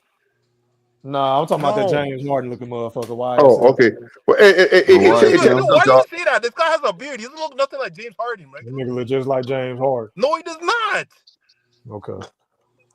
Yo, bro, Hey, you need your glasses checked. Boxing First of nerd, all, but can you explain away that if they really wanted to fight Norman in October and November, and they was talking about making an offer 3 weeks before Norman's fight, and then you turn around and say you can't make 154 2 weeks later? Doesn't that sound fishy, bro? Like this, come on, let's be honest here. Doesn't that sound fishy? Look, I'm gonna put it to you like this. The points Nah, that hold you on, said. Blue. We want to hear from Oh, Boxing okay. Nerd. Let him answer that. So, Because he beating same around the way, bush. same He way keep coming up with they all these couldn't wait to fucking excuses. negotiate and then fight Jin Sasaki. No. This, bro, they They're doing came the time. to the Normans 3 weeks before Jin Sasaki's fight to try to make a take it or leave What it about 2 weeks offer. And the after thing is, Stanionis I know fight? this because I'm literally like, I'm going to be in the Norman's camp next month. I'm going to be at his camp, chilling with him. Okay, I'm just letting it be known, dog. They offered Norman 3 weeks before his fight. They turned around and said, holler at us after the fight, but then contacted them back 2 days later. They never reached back out to the Normans. Then you announce a day before his fight that you got to go up to 154 because you can't make 147. Which one is it, Boxing Nerd? Because if they was going to fight, it was going to be October, November. So how the fuck you going to make a fight at 147 in October, November, but you can't make 147? Come on, man. You got to see He through the hasn't been bullshit, able to bro. compete. He hasn't been performing properly, so he moved up. He's Man, a big fuck guy. out of here, Boxing Nerd. Hey, bro. So in That's a the span of truth. 2 weeks, he figured all that out, Boxing Nerd. In 2 weeks, Well, he figured obviously he all that did out. tests. Brim, wake up, bro. What's wrong with you? Wake up. I'm going to go to sleep on this bullshit you kicking in my ear, bro. Go ahead and go to sleep then. If you don't want to listen to me, go Hey, to sleep. Brim. Go to sleep. Hey, Brim. Take I'm a gonna red ask you a pill. question. I don't give a fuck. Brim, I'm gonna ask you a I like question. when you talk gangster, Boxing Nerd. I like that shit. Hey, Brim, I'm gonna ask you a question, right? Shoot. Let's go back to when the first negotiation with Brian Norman, all right? Mm-hmm. With his 1.7. Do you remember they'll talk about Brian Norman, Barrios, and Stanionis at the time, right? Yep. What did they offer Barrios the first time to fighting? 1.8, and Barrios did completely ignore them. And Stanionis was 2 point what? No, 1.5. And they didn't even entertain. The management didn't even bring it to Stanley on this. No, Stanionis was over 2 million. No. He got paid 2 million when they made the fight, but when they first offered Stanley, they offered him 1.5. In the beginning, they offered him a little over 2 million to fight. No, you're bro. I got evidence behind that. It's 1.5. In the beginning, It's 2 million. I'm asking you a question. They offered Stanley on this less than they offered Barrios. They offered Barrios 1.8 and they offered Stanley on this 1.5. And then they tried to go 1.7 with Stanley. I thought Brian Noble was the lowest one with the 1.7. When it finally came with the 1.7. Okay, so what happened was Stanley on his team didn't even bring the offer to him because he got called out trying to say, I didn't get no offer from Boost the first time, but then it was evidence because his team received the offer, but they didn't even bring it to him because they said it's a disrespectful offer. So that's the part of the problem. That means that both of those fighters got higher offers. Me and Q got into a discussion about the situation here. And me and Q got into a discussion about this offer that is over $2 million something dollars they offered Stanionis. Because Q was saying Stanionis had and Barrios had more accolades than Brian Norman did because of the belts that they had. But Q is fair for saying that. But here's the dynamic, though. You need to understand when you got a mandatory in the queue like Karen, right? And you go to Barrios and you go to Stanionis, and they don't even entertain you. Norman was their last chance to avoid that mandatory. So yeah, maybe those two had more value at the time, but context matters. When you're looking at somebody and that's your last chance to make that fight, You're not gonna lowball them if you're really serious. They offered them $750K as the first offer. That's what they Yes, offered Norman as the I first know offer. that. I understand that. They offered that man $750,000. That did like that. Eddie Hearn, Lobo, and all these motherfucker guys $250,000 for That's Boots the to walk pattern away for with you. all. Yeah, and they'll For make it Boots to seem walk like away the with other all the fighters up, motherfucking money. and then go do the fight that they didn't want to do, or the fight they have no choice but to make the soften the blow from the public backlash. That's the play with them. That's the Listen, pattern. I'm gonna ask you another question. Shoot. Eddie Hearn, when they went to purse bid, he didn't bid on the purse bid, right? Nope, he got beat out on the purse bid versus Karen. That's crazy. Okay. How much did Eddie pay to keep that fight in Philly? 3.7, I think it was. Huh? I think it was 3.7 or 2.7, one of the two. I can't remember off the top. Because that fight was going overseas. Yep. And what the performance Karen put up, if he would have put that kind of performance up in his hometown, they would have get a fight to Karen. No, they would not have. I can't agree with that. Even though Boots didn't look that great, he didn't lose enough rounds for us to say that. I got to be fair. Listen, I'm saying if he in Karen hometown, I think they would have ripped him off. He would have. I think they would have get Karen. They would get Karen more rounds than what they did. Golden. I'm just saying that's just my opinion. No, That's my Golden, opinion. you're not being serious. He got a point taken away and he got a knockdown. Stop. He got a knockdown. What are you talking about? Karen took a knee. Hey, This hold nigga on a second, Brody. I'm gonna tell Boxing Nerd something real quick because I'm gonna go back to my desk for a second and I'm gonna come back in a minute. But listen to this, Boxing Nerd. Did you know that IBF president Daryl Peoples confirmed everything that I researched? Did you know that? Everybody was talking about, Rachel doing there, got all this information. The truth was, she got the information from me because I'm the one that talked to her. I said, Rachel doing there, something's wrong here. Because I knew about some of the elements of the fight because the public didn't know, but I did. I didn't know details. So when I was talking to Norman C, I said, hey, I just want to ask you a couple questions. I don't want you to give me too much information, but I asked him 3 questions and he gave me the answers and it helped me piece the timeline. So I know when the first offer was sent out. I know a lot of details that nobody knows and people be coming at me, but it's cool. Bro, IBF president told me literally that if Boots and Norman had a fault and made the fight, they would have stripped him for the belt. It wouldn't have been for no belt. That's why Eddie Hearn walked away. See, the Normans was still trying to negotiate, but Eddie Hearn walked away because he knew he couldn't make the fight without Boots losing his belt. But he did a great job doing the perception play. So yes, Eddie Hearn is making some mistakes with Boots, but he's doing some great things for him too. He's doing a better job than Golden Boy is doing with Virgil. At least he got Boots some titles. Virgil been with Golden Boy this whole time and he hadn't even got a title yet. So I got to give credit where credit is due. But you ain't paying attention to the play or you just being willfully obtuse to it because you know that they have a pattern of action and you don't want to admit that pattern of action. And it's okay because that's your guy. But by the way, let me ask y'all a question real quick because you by just the made a way, point that I kind of disagree with, William. Hey, let me ask y'all a question real quick, bro. Do you think Virgil has a better resume? Yes, he does. We know this. Yeah, we know this. Yeah. Okay. All right. Cool. Because that's why. Because the belts to me. That makes it kind of worse though. Yo, check it. E3. That makes it worse though for Virgil because you got a better resume, right? But you don't even have the accomplishments that Boots have. But you should have had those accomplishments. That's an indictment on Golden Boy, what they're doing for Verge. Because why are they trying to force the Fundora fight? You want to know why? Because Gabby Fundora signed the Golden Boy. Samson is the managers, so they don't want to rock the boat. So they say, hey, we'll let it just happen naturally. That's the behind the scenes play. Brim, let me say something real quick. Since you're such a big fan of Blair Cobbs, right?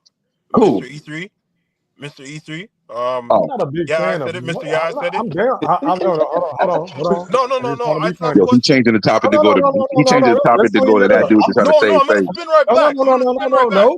Clean that up. I am a big fan of Terence Crawford. I'm not no big fucking fan of. Get out of here, bro. You're pushing for this Blair Cobbs Boots fight. I'm not pushing for nothing. I asked you why he didn't fight him. Why didn't he take the fight with Virgil? I haven't made any videos talking about Blair Cobbs versus Jerome Boots Ennis. Get out of here, I don't know how you be bugging me about that in the comments, bro. I'm not bugging you about nothing, Boxing Nerd, but go ahead. Why didn't he take the Virgil fight? Virgil fight?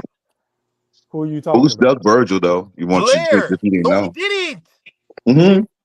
They How offered. do you Listen, duck Why he Virgil? didn't He's take in a that different fight? division. yo, Boost ducked Virgil already, bro. Listen, He didn't duck him. hold on, Boxing Nerd, to answer your question, bro. You remember I did an interview with that nigga, and he was on my shit, basically campaigning for that fight. He said Goldemore didn't want it. They didn't want to give him the They opportunity. gave him That's an what he told offer. me. He turned it down. Virgil went on the interview and I'm said he telling turned you it what down. he told me. I'm telling you what he told me. I He's don't a know. damn I don't lie. talk to Golden Boy. I talk to Blair though. Blair's I'm a telling you what he liar. told me. Blair's a I don't know liar. if it's true or not. He's a liar. Okay, that's your opinion, but I'm telling you, I don't know if he lying or not. I don't talk to Oscar. I don't talk to B-Hop. I don't know them niggas, bro. As long as we know Virgil Ortiz, has he been a liar? Virgil Ortiz Jr. Bro, Has he lied what's your about anything? point? I don't understand your point. He What's your said point? on an interview like maybe a Who couple ducking of who? days ago. Are you saying that Blair Cobbs ducked Virgil? Is that your point? Yes, man. Why are you Okay, I talking mean about that's your Boots? Why opinion. I he don't had an know what to be opportunity true. to I fight. don't know. Him and Rashidi had an opportunity to fight Virgil, and they said no. They both said no. Am I supposed to go out for your word or the actual fighter? Virgil Ortiz said this. No, I'm talking about, but Blair, it's two sides to every story, sometimes three. So am I supposed to take your word over Blair Cobbs? It so happened that the both of them sat out. I asked you a question, sir. Do you want me to play the interview when I asked the nigga this shit? You can go right ahead. He Okay. has a gift of gab. That gift of gab can lie, you know. Okay, so you think he lied about it, but what I'm telling you is he said Golden Boy didn't want it. He said they did not want to give him that fight. Code 4, they didn't want to pay me more for the insurance and the hospital bill he was about to take. That's what it means. I don't know the particulars, bro. I didn't even know there was a thing. I'm telling you the particulars. He probably But if got you like it, offered I like love it, 300,000. Boxing Nerd. He wanted 700,000. I'm just making numbers up, but I'm just saying. Okay. Well, Virgil be ducking niggas, Boots be ducking niggas, and Blair Cobb. So what's your point? I just told you he didn't duck nobody, bro. Who didn't duck Just nobody? because you say that and you feel like he didn't duck doesn't mean he didn't duck, bro. I'm You're giving very you. emotional right now. I'm not being emotional. I'm You just are standing on very my emotional. square. This nigga, I tell this nigga all the time, he love Boots, boy. He'll tell the This truth about nigga is everybody else, but emotional. Oh run my through the I god. ain't emotional. What the hell? You guys call Nigga, me you out. about to I'm have an here. aneurysm right now, bro. You need to take We'll get out this of here with nigga. all that. Nobody wants to hear all that What's rah rah. happening? Is that me? Nobody cares about that. Nigga, we don't Stop want to hear bothering your me. I rah, don't care. nigga. I don't You need you. I don't right need you to. now. I don't need you to diagnose me. You don't need to diagnose me. All right. Stop bothering You me. diagnose yourself about your How did I actions. diagnose myself? You guys called me here. I'm here now. Stop crying about it. No, actually, I'm you here called Ain't now. me nobody, out. You ain't called us nobody out. crying about Hold nothing. on, I'm hold on, laughing. Blue. No, This you. nigga full of shit. This nigga hit me up in my DM talking about go live. I'm ready to cook y'all. I'm like, huh? Yeah, All right. because I was trying to talk to you So about this. wait a minute. I So was you trying to. called I us was out, nigga. We didn't call you E3. out. Tell the truth. I was trying to talk to you. I am via telling the truth. DM. You want me to show the receipts? You can show the receipts. I was trying to press you about every information that you're telling me. I was ducking, and then you're like, "Oh, I don't want to hear it. Come on my Somebody live. Come got on some my live." I was like, "All static. right, cool." Yeah, somebody got some That's static, all. bro. Taking Is up the that show. Yeah, no, is that I hear me? it too. I was literally Let me giving see. you I'm play Yeah, by that's play you. all my That's you. examples. I was Is giving you that play by boxer play nerd with all that my static? examples. No, I don't think so. Is it Okay, me? then I'm gonna go mute ahead. myself. Is it me? I don't know. Go ahead. Make your point.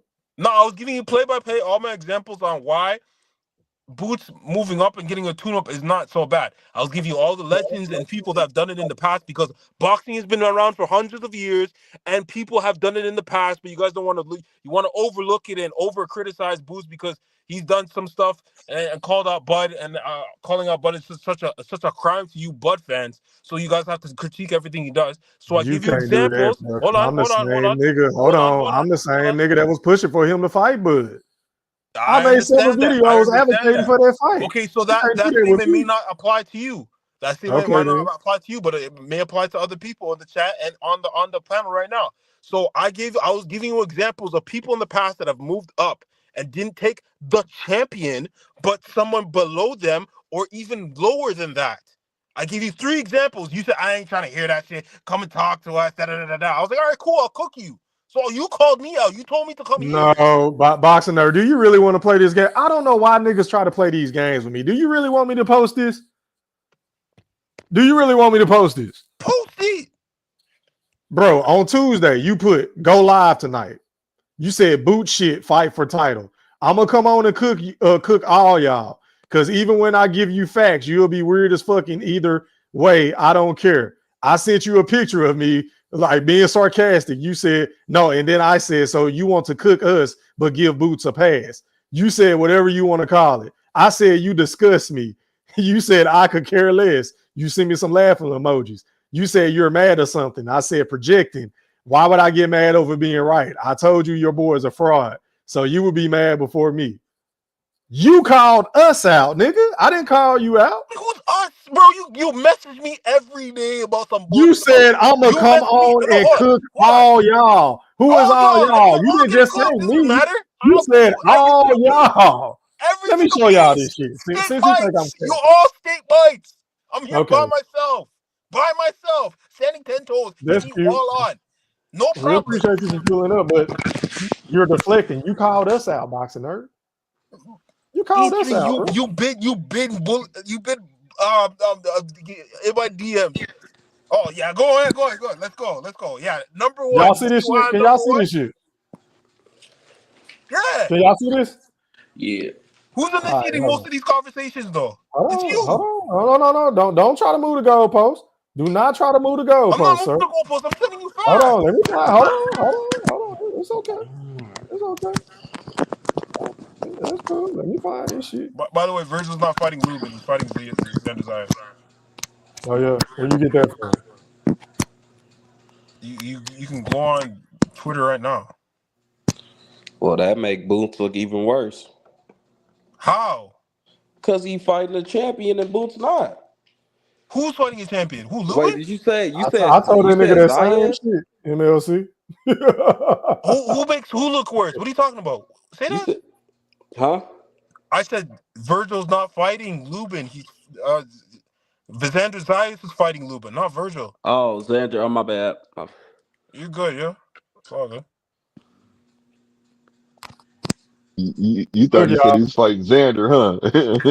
Hey, look, y'all. Can y'all see this shit?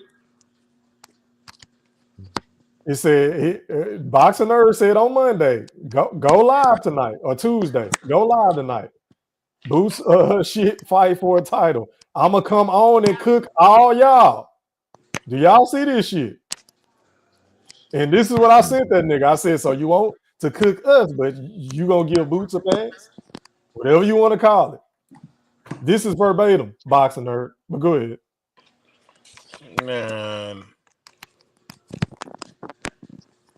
I don't have to count Boxing Nerd. No, this is after weeks of you this ain't after weeks of nothing. Sending me stuff all the time, and I haven't been able to you send me shit all the and, time. What's the problem? Shit and talk boxing for a long time. So I send Goldie shit all the time. Goldie send me shit all the time. My niggas send me shit all the time. What's the problem? No, man, but you be trolling me, so I'm trying to get revenge.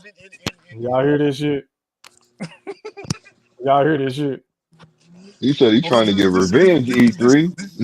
I told you that nigga said that. So nigga, you called us out. And you asked me to I'm here now. I go live. I'm here now. I hit you up today, said nigga, I'm going live. You gonna pull up?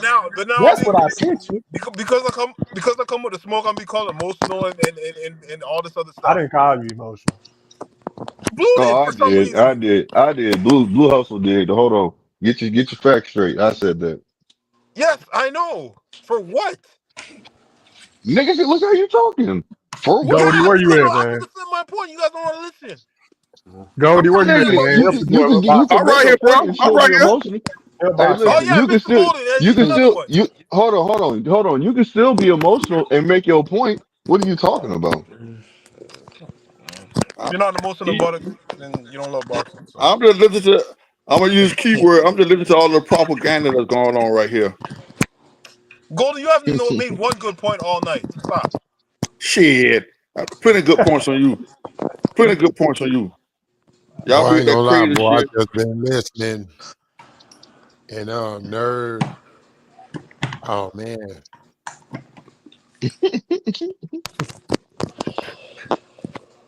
Well, somebody got some static, man. Mute your audio, bro. Mute your audio. Anybody got some static going on? Mute your audio. Yeah, that nigga sound like it's just farting and everything. I don't know who that is, bro, but it's fucking up the show. Just stop. Somebody's shit is. Hey, cut your stacked. cam on. Best out of the 815. Cut your cam on. Appreciate you. Hey, man, let me go out to this brother, man. You live on the chat with the pad. Talk to me, bro. What's happening? Best out of 815. Nah, what's up, man? What's good, my brother? Shit, nothing. I'm trying to see what y'all talking about. Already, man. We talking about boxing. You got something to say on a particular topic at hand before I open the panel back up? Shoot, nah, I'm good. I'm good. I'm just... Already. Go ahead and say what you was gonna say, Q. My bad, bro.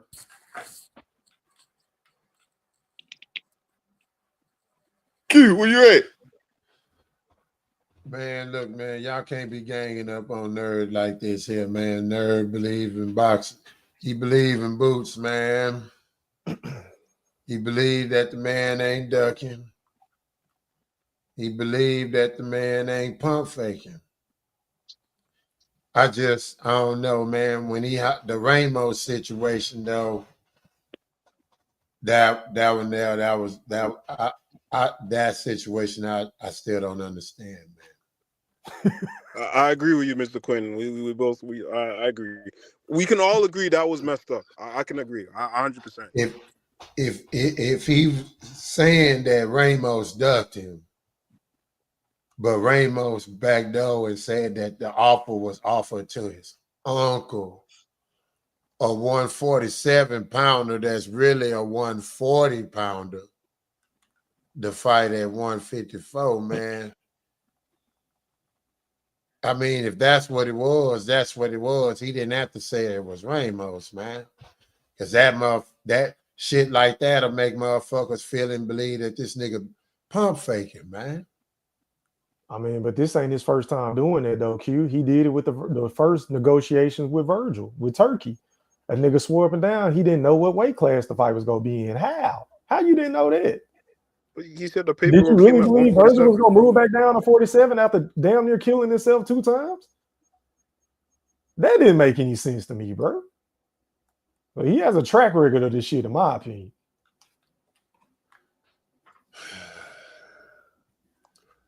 Boxing nerd don't want to admit it, though. But it's cool. Bruh, I'll admit when things are wrong. I'll keep it 100%. I'll keep it a bean. Right? I was just going on based off what the man said. The man said, I'll move up if I can't get the titles. He ended up getting a title, so that cleared. Right? He said he wasn't going to fight anybody at 147 that didn't have a title. He didn't fight T.O., he didn't fight Devin. That cleared. Brian Norman, it just didn't happen. It's going to happen at 154. I feel eventually his resume will be living up to the hype. I think he clears everybody at 154. I just believe it. I will have to see otherwise. I think he beat Bakram in a tough fight. I think he beats Fondora in a tough fight. Everybody else, cook food, bro. That's just my opinion. I may be biased, but like he's my favorite fighter. You are. You are. I'm glad you finally. Everybody's biased in some form and fashion. No, not like you. But you're So delusional with your biasness, Mr. though. E3, Mr. Hold E3, on, you're hold not on. I biased. am 444. I'm gonna introduce you, bro. My Give me bad. 1 second.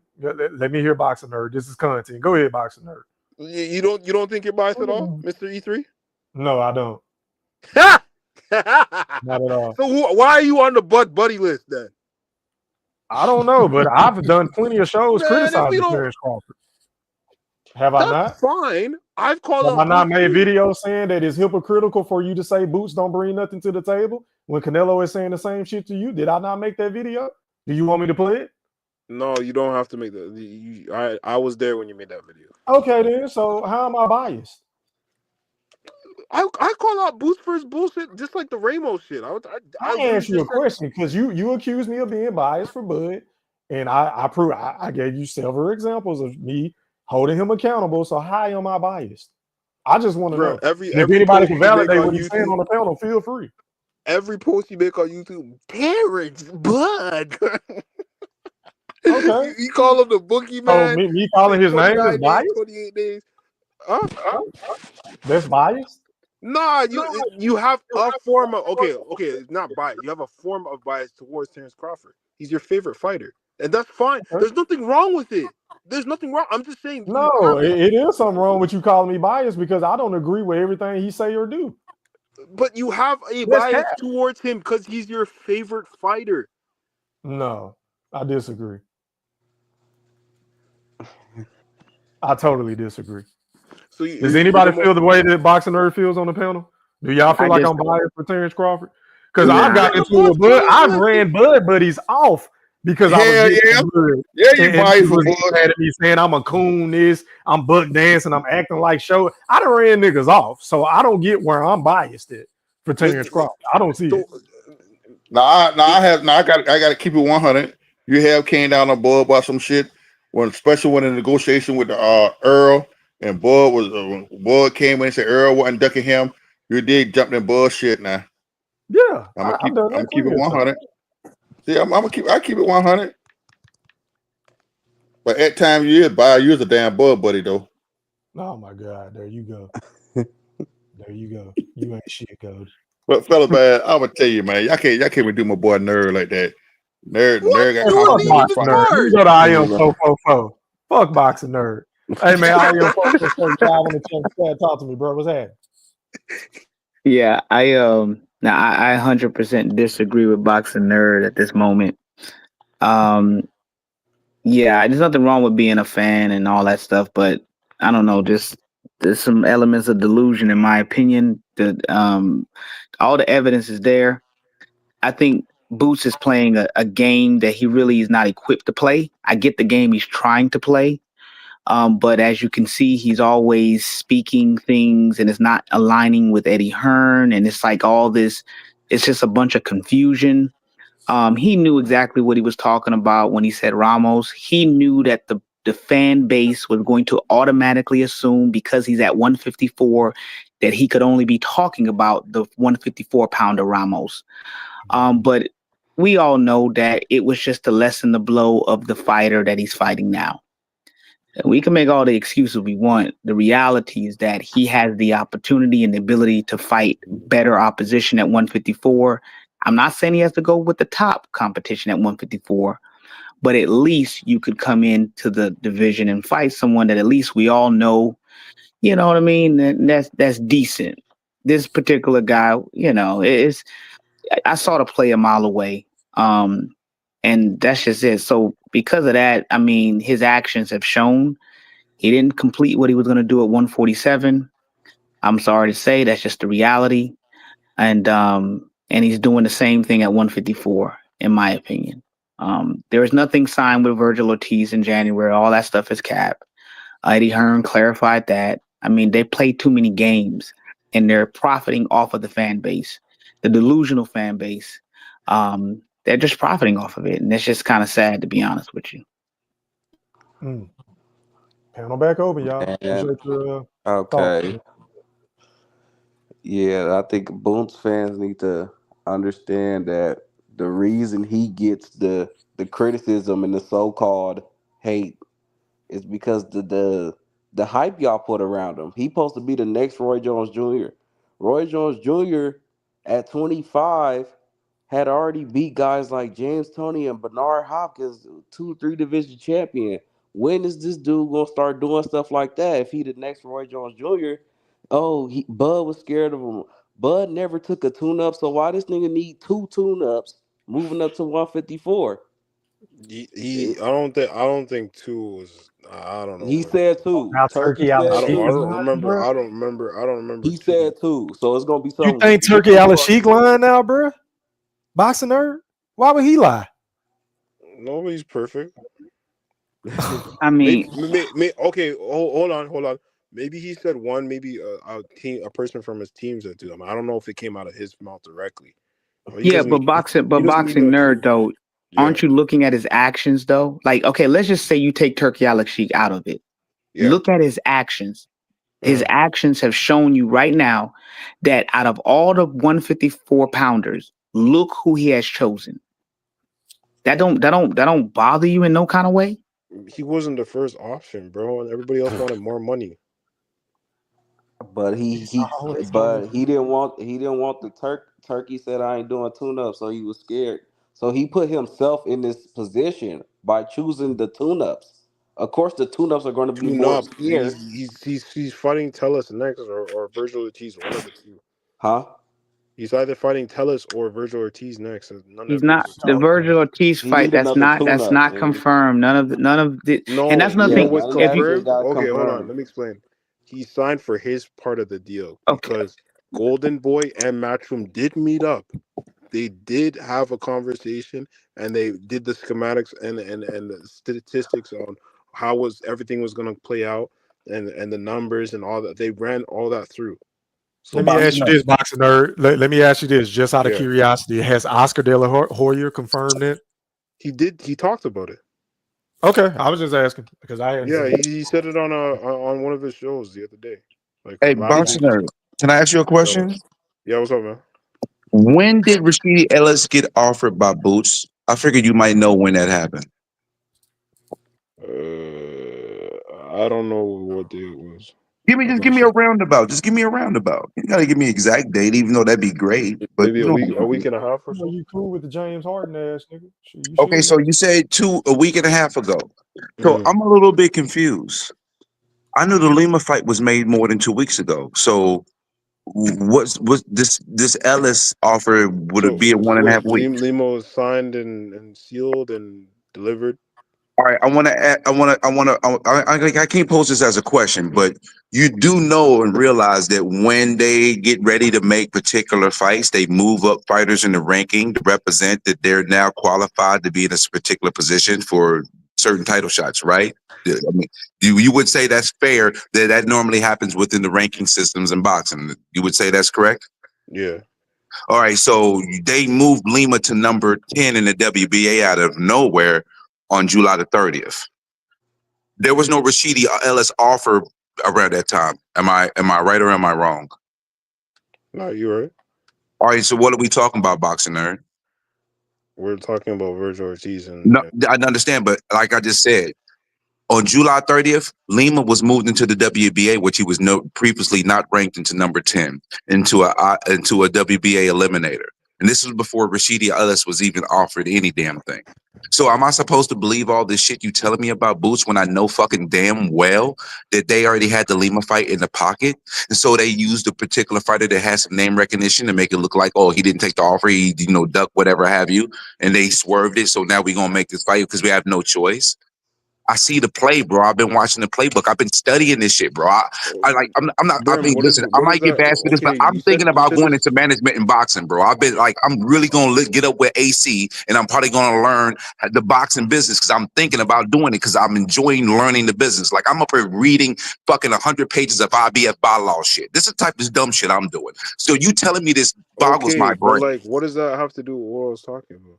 Because you telling me about this shit, right? When we have evidence this of the contrary of all the things you talking about. You talking about all But because these everybody's meetings ducking did Boots. happen. Golden Boy and Matchroom actually sat down together. I'm not making this shit up. But there was no offer made. They just sat down and talked about this No, shit. you're not hearing what I'm saying. I said Boots signed for his side. So if the fight happens, yeah, he's already signed. yeah. You're What not did he hearing. sign? Boxing Nerd. What did he sign, sir? Like he signed for his agreement. So No, if the no. fight What does happen, you know? What documents did he sign though? he signed his part of the agree. If the fight does come to Are you fruition, talking about a he's term already signed. sheet or what term Who, sheet and, or? and who I presented think this so. term Something like sheet? a term sheet or something like that. And who presented this term sheet? Was this a Turkey Al Sheik term sheet? No, I think it was Matchroom. So hold up, he signed a matchroom term sheet in regards to agreeing to fight with a Golden Boy fighter. Get the fuck out of here, boxing So, nerd. You giving me gas. But why would they meet up? What are you talking about, bro? wait, no, Boxing Nerd. Eddie Hearn already verified that he did not meet with Virgil Ortiz. All he said is that he met with Dance and they signed whatever they were trying to Who danced? structure. What? That's it. You mean the zone? Yeah, the zone, Dan's the zone. Yeah, The they zone. met up with the zone and they were trying Yes, to figure out. Matchroom and Golden Boy came to like they were talking about No, terms for a future fight and all Stop, that stuff. stop. Oscar De La Hoya was not during. You see, you're mixed. Eddie Hearn out of his own mouth already said what the situation was. He verified that he cannot verify that Virgil Ortiz signed anything or even No, seen Virgil didn't anything. sign anything. I don't think Virgil was there. Like So that's why. Hold on. That's why the promoter 5'4" whatever Rick got snappy and everything, and Virgil Ortiz Sr. got snappy because they weren't there for the meeting, and I think they were upset about it. They're probably upset with Oscar De La Hoya and everything. They were talking about if the fight were to happen next year, they're planning on it. I don't know if it's gonna happen or not. So yeah, like. but Eddie Boxer, why Hearn would is you go public with something running like the that? play, man. That's all. I don't know. Why would you go public with something like that if you ain't trying to make a public It's because perception play to protect yourself from a bad fight that everybody's going to bash? because Why would you say it's a we fight signed that our end of the fight because when knowing damn well you even meet with Virgil Ortiz unless you're That's my trying to play point. a public Exactly. perception play? Exactly. That's my point. They had everybody thinking, Boxing Nerd, that Virgil Ortiz was on board and things were signed and it's set to go. And the reality was that's not true. The same way they got the public believing that, he was really trying to fight, Ellis and really trying to fight this person and that person's ducking him. But in reality, he already had plans with the Lima fight. This is, you see the writing on the wall. That's all I'm saying. Somebody got static in their mic. Yeah, man. Somebody audio keep messing up. Hey, man, I'm about to end this show. I appreciate each and every last one of y'all for coming on. Mute your audio. Yeah, that's nasty work. Man, shout out to the playback game. Shout out to the chat. Shout out to everybody that sent me a donation, whether it was a super chat or cash app. Shout out to Brim. Shout out to Boxing Nerd MLC. I am Fofo. Q, Blue Hustle Man, General Big Fish, Goldie Low, and everybody else that pulled up. Until next time, we are gone. Holla. Before I get out of here, I must let you know 3 important things about myself. Number 1 is I believe in God. Number 2 is I ain't shit without you. And what's number 3? I swear to God, I love every single one of you motherfuckers. Get home and say thank you. Are you not entertained? Are you not entertained? Is this not why you are here? Yeah, I said it.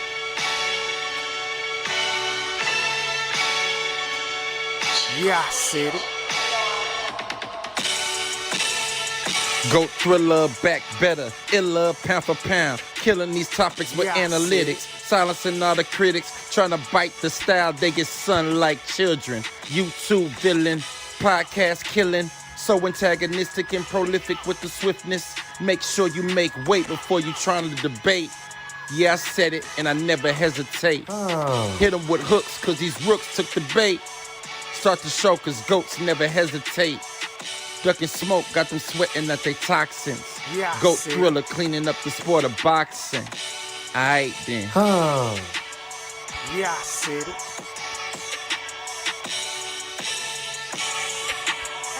Yeah, I said it.